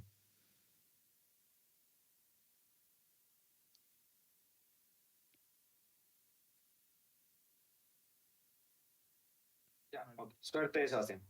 A ti también. Campeón Fernando announces that he will be going first. Picks up those 5 cards. Draw phase, standby phase, lane phase. Okay. Voy a setear 4 cartas. Y te voy a dar el turno, Sebastián. All right, so actually, I mean, essentially the worst he can draw is this, where it's 4 spell and trap cards, no draw cards. You can only assume that last card in hand is Eldritch, the Golden Lord.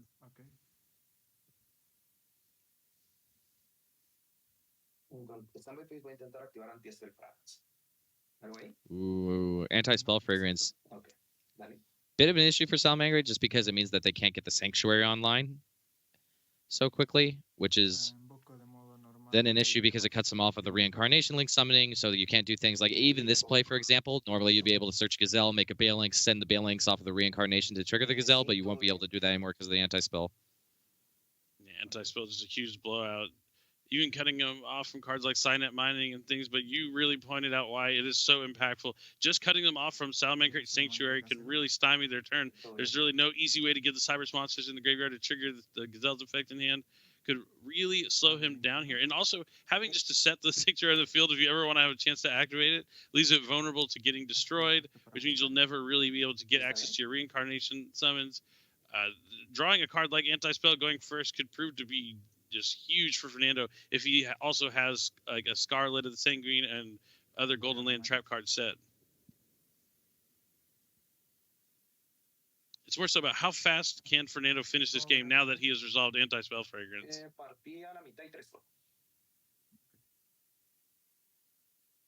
Yeah, it'll be interesting to see for sure, especially because given what we've talked about previously, we don't expect much of a fast clock yet here from Sebastian.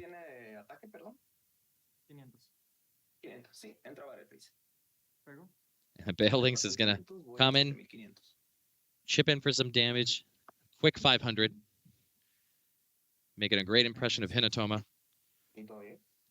Sometimes 500 at a time. Only has to do that, a few more times to get to 8,000. You see all the cards going face down. Sanctuary in the field spell. So now let's see the end phase. This is huge. What traps he has in the end phase? If it's punishment's a good one, that's going to be able to clear a lot. Goes after the Bailing, sends the Titaniclad. Titaniclad, a huge send here because he'll be able to trigger the effect and either add an Ecclesia or special summon Ecclesia during the end phase. Looks like Sebastian's considering responding to the effect of Titaniclad, so I assume that he just has something from the hand here. Yeah, Titaniclad, the Ash Dragon, just a fantastic option, being able to send down a punishment, and it is going to be met with an Ash Blossom and Joyous Spring. Yep, Ashes to Ashes here. Blossom is going to go ahead and negate the effect of the Titaniclad, stop the search or special summon.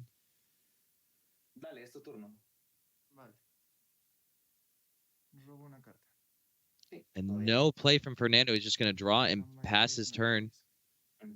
So no Golden Lord in hand, or maybe he has the Golden Lord in hand, didn't draw something he wanted to discard with it, not being able to capitalize on slowing Sebastian down. Now he'll be able to flip up the Sanctuary. So the anti-spell almost not really accomplishing anything with you're not able to capitalize on the cards that your opponent set trying to activate for the following turn. Yeah, I mean, all it's going to do now moving forward is basically just make him wait one turn on whatever spell he draws, right? So not really a strong thing for anti-spell, especially like if you're looking at a deck like Salamander.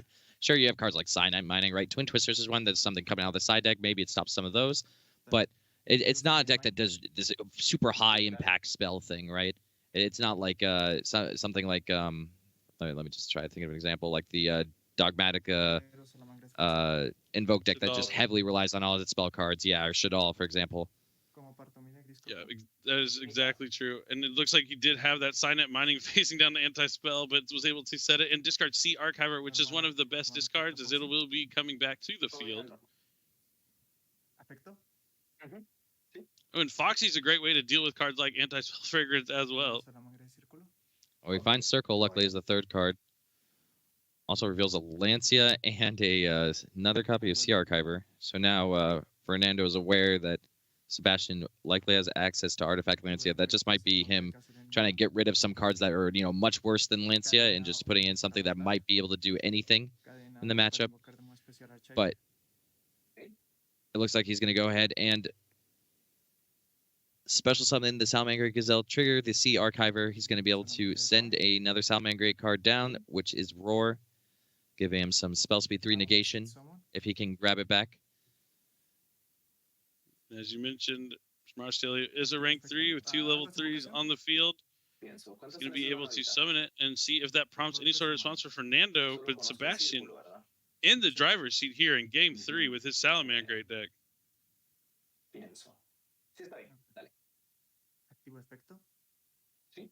Fernando's just a passenger in this game for right now, and Rastelio is going to detach the Gazelle and special summon. We can probably assume it might be a Jack Jaguar here. We saw how powerful it was in the previous games. Yep. Just being able to recycle those resources gives you another way. We talk about sort of like grind games with decks, right? And I think there's two things to sort of know when it comes to grinding. Like, first is just card advantage, right? Like, what are you getting off of the cards? But I think there's this sort of like total resource grind game, and that's where you're like recycling resources, right? So like, even though Jack Jaguar isn't giving you a free card, the fact that it's putting something back means that you can fight for those total resource grind games, which is something that Eldritch is typically very good at.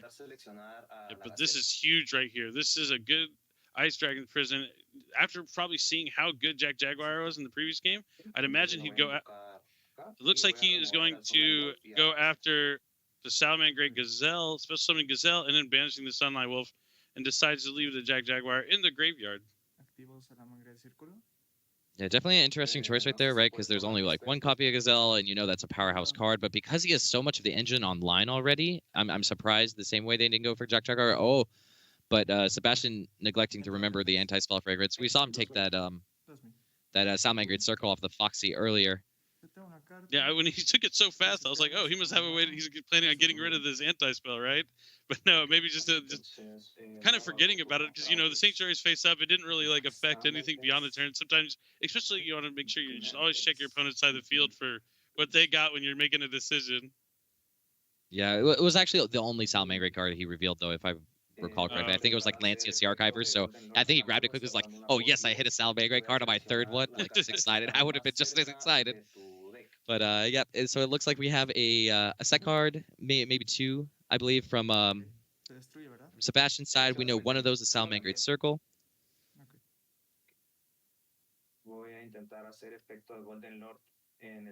Oh, I see what happens. Okay, so the turn started for Fernando. He went ahead and used the Golden Lord, got rid of an extravagance, trade for the circle, and then is now sending anti-spell to bring back the Golden Lord. He finally makes an appearance, and he's going to go after the Rastelio, but that can be protected by that Salamangreat Phalanx in the graveyard. But he's still going to take the damage from the battle, so that's going to be 1,500, I believe.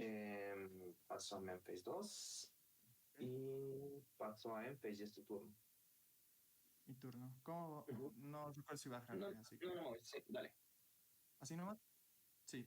So just two cards there for Fernando, one in the hand, one set. Now with the Golden Lord, his Conquistadors and Jaguaros are online. But still two cards from Sebastian's sides. We don't know what these back row are, I believe. I think he... Oh, actually, did he send Roar and add it back already? I know he sent Roar at one point. I don't think he did. Yeah, I think it's still in his graveyard. And now I think Rastelio effect is going to be activated to special summon the Salamangreat from the deck to the field. Fernando has no way to prevent this.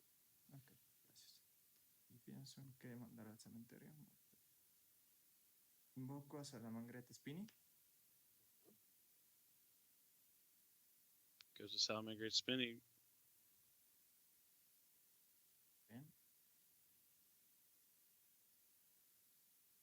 Link 2. Link for probably a Sunlight Wolf here. Activo el efecto de Stalio para devolver a Eldritch a la mano. So Stalio's going to probably go after that Golden Lord.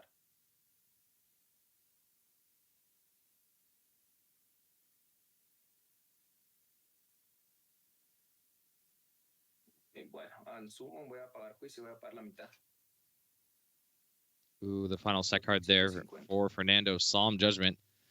Dangerous. Yeah, but since he Solemn Judgment, a Link Summon wasn't performed, so he won't be able to trigger that Rastelio effect, I believe. So that Solemn Judgment just being absolutely huge. Invoco de modo normal a Jack Jaguar. Normal summons another copy of Jack Jaguar, so Hago Link 1. Link 1 for Salamangreat Phalanx is going to come down. Now he can use the Jack Jaguar effect. Start recycling those resources once again. So yeah, it looks like he does still have that roar in the graveyard, so that is not one of the set cards. It worked out that he Ice Dragon Prison the one of Gazelle as opposed to Jack Jaguar, who I think a lot of players play one of, but having two here means it would not have been very effective. So heads up from Fernando. Now Sebastian is going to link those into Sunlight Wolf, and now Spinny is going to come back from the graveyard. And special summon to this link, the zone that Sunlight Wolf points to, so he can add back. This looks like he's going to add back Sea Archiver and Ash Blossom. That's even back in the day. That was always one of the biggest advantages of the Salamander deck, is being able to add Ash Blossom back to your hand can be huge. Even though if it's not something that's great against the Eldritch deck, being able to stop a Pot of Extravagance or a card demise can be just fantastic. Okay. Yeah, so what happened there? Spinny came back, triggered the effect of Sunlight Wolf, right, to add back the Ash Blossom and Joyous Spring. Also triggering the effect of Sea Archiver so that he could special summon that back because a monster was summoned to a zone that Link Monster points to. Listo, pues. ¿Todo bien? Sí. So yeah, it looks like Sebastian, though, just in the driver's seat. There's only one card, I believe, in Fernando's hand. He paid that Solemn Judgment, which was huge. Yeah, this is not looking good for Fernando. Just has that Golden Lord on the field, even though it is 3,500 and can't be destroyed by card effects. Just still, being low on cards is not a good feeling. And the Salamander deck just able to replenish its resources, summon more monsters. You know, I think both these players didn't want to face the other one in the finals. They both prepared their decks to take on, you know, the meta that everyone is playing, the Sword Souls, the Phantom Knight decks, all the other decks that have been really popular, the Tri-Brigades, and now they're having to face each other in this kind of trap, grind, mirror match, and it's really been back and forth all the way down into this final Game 3. It's getting close, though, and it's looking like Sebastian might be able to end up with it, but never count the Eldritch deck out, even when it's low on cards. Yeah, you're right. There are those powerful spell cards that it plays that lets you just draw a bunch more and like replenish, so now's not out of it just yet, but we're going to go ahead and see a Link summon for Salamangreat Heat Leo next, and then a reincarnation of the same Heat Leo. That's going to get him the Roar back, the Rage. Yep, that's going to, yeah, it's going to trigger the effect of Roar because a Salamangreat monster was reincarnation Link summoned to reset itself, so now it'll be banished when it leaves. We just had a quick brief pause there. Fernando's laptop was dying. It came unplugged from the wall socket, so he had to take a moment to make sure he plugged that battery back in so it didn't die on him here in this Game 3. That would be devastation, but everything is good now, so we can continue with the match. And this Sebastian looks like he's thinking about ending his turn here shortly. Mi 950, perdón.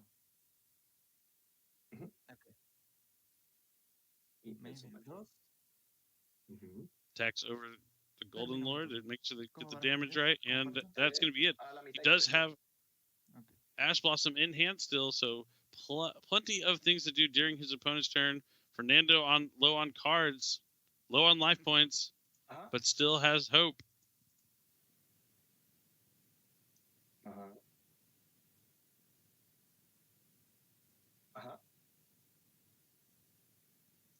Perdón. Ok.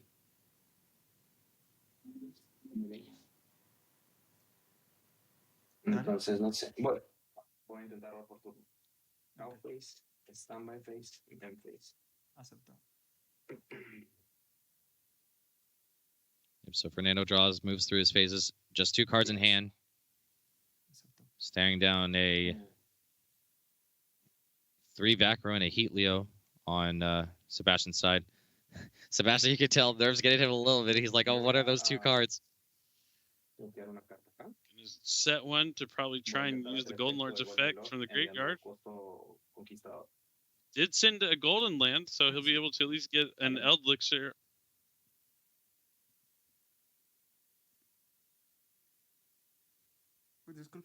See if Sebastian chooses to respond in house, so gets a quick life point check. Gonna go ahead and use that Salamangreat Roar that it reset because of its own effect. Yep, and he's going to go ahead and use the effect of the Conquistador during the M phase to set down an Elixir. But Sebastian does have the Ash Blossom Joy Swing, right? We saw him add it back to his hand. Yep, he does have it in hand from that Sunlight Wolf.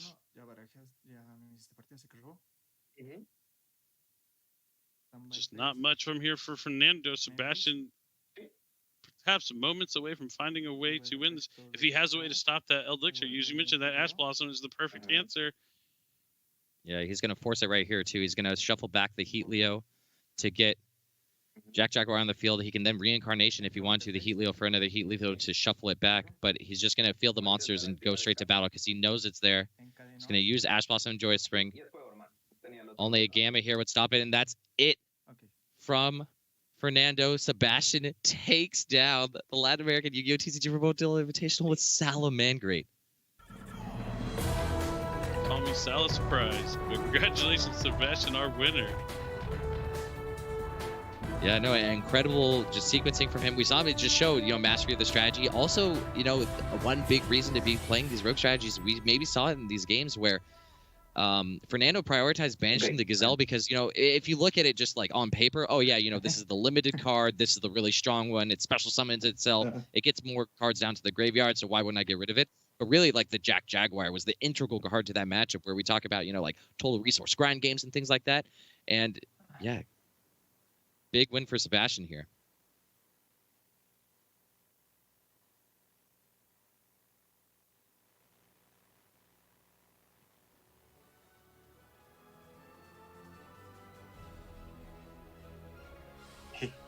Yeah, me avisa cuando sea. Just what an epic finals. Coming into it, I really didn't expect these two decks to be here in the finals, and I didn't know it didn't even result the way that we anticipated to play out. If you're talking about looking on paper, it looked like Eldritch is such a good matchup as the cards as they map up, but the player knowing how to use it, Sebastian expertly navigating with Jack Jaguar every game to always have a constant flow of resources and end up winning the entire Remote Duel Invitational with Salamangreat. Just a fantastic weekend overall. Yeah, just a quick recap on our bracket here. We saw Fernando take down Daniel in our first feature match. That was Eldritch against Destiny Phantom Knights. Then at the bottom, Joao, narrowly getting defeated by Sebastian. Tri-Brigade Lyra taking the loss there. And then our finals, Eldritch facing off against Salamangreat with Salamangreat taking the victory. Yeah, it was an interesting game, right? Because especially in game one, we saw, he didn't really need to rely on those Eldritch cards. He didn't need to rely on anything. The trap cards were just so powerful that they were able to just sort of take over what Salamangreat did. But the big thing was, like, we didn't see a lot of draw cards, and we didn't see a lot of just the sort of bread and butter things Eldritch does, where we're like, my Conquistador is going to come out, I'm going to get an extra card off of that. Same thing with, like, Hakwera potentially disrupting. And I think that's the key reason why we sort of saw Salamangreat take it here. Yeah, it's certainly a crazy match. And especially after that game one, I didn't anticipate the game 2 and 3 to play out the way they did, but indeed they did. Sebastian brought Salamangreat and is our winner for the weekend. We saw a lot of great matches. Destroyer was all over the place, making it to top 4, but losing out there just barely in the finals. And we also saw many other decks from Burst of Destiny and the legendary duel Secret Storm, as Bird Call made a huge impact. Lyraless Tri-Brigade, definitely a deck that's going to be an impact on this format from here on out. Now, Robbie, any big takeaways from this weekend? There was a lot of fantastic duels. Anything that stood out to you? I think the big takeaways is just sort of how the tournament shaped up, right? Like we talk about, these strategies like Eldritch and Salamangreat making the finals, and sort of the impact versus Destiny and Legendary Duel Synchro Storm had. Not to say they didn't have a big impact. Basically, every single game that Phoenix Enforcer came down, that card won the duel. So it's not to say that those cards aren't necessarily it, but there's still a lot of room in the format. There's a lot of open and opportunity for you to play whatever decks you like and sort of maybe take advantage of new cards. So I think that's my big takeaway. Yeah, certainly a lot to be discovered here as the format begins to develop. How about you, Asala? Any big takeaways from this weekend? I just kind of have to agree with everything that's been said. It's especially in a small tournament like this, there's a lot of metagaming you could do. There was a very expected field. There were things that were really trying to be countered, and two decks that were really just trying to hard counter the decks that everyone was expecting to play against. They made it all the way to the finals. Their strategy worked out, and it really goes to show that even if there are decks that are, in theory more powerful than everything else, if you build your deck to account for those strategies, then you can really come out on top because of how powerful these going second tools are in Yu-Gi-Oh! Yeah, certainly. I really can't wait to see how it's going to develop. I can't wait to see Sword Soul and the Fluunder's monsters in action and how they're going to impact our future and upcoming events. There is plenty to check out. Make sure you go to yu-gi-oh-card.com, select your region, go to events, and find out where you can duel. It's been a great weekend full of awesome duels and awesome duelists. I want to thank everyone at home that watched and was able to hear and experience these awesome duels. Thank you to our judges and all the production company, E-Stars, everyone behind the scenes that works to make these events go on. There's really a lot that goes into it. It's fantastic, and a lot of people work hard. Thank you to Konami for having events for us to participate in and get to watch and enjoy these awesome duels. Thanks to my co-commentators. I could have done it without you guys. And thanks to you again to the players who participated. We got to watch them win, and Sebastian, our eventual winner. It was a fantastic weekend. I can't wait to see you again at our next remote duel event. Make sure you go to yu-gi-oh-card.com and check out what there is in store for Yu-Gi-Oh! TCG. I'm Billy Brake, and signing off. Always remember, it's time to duel.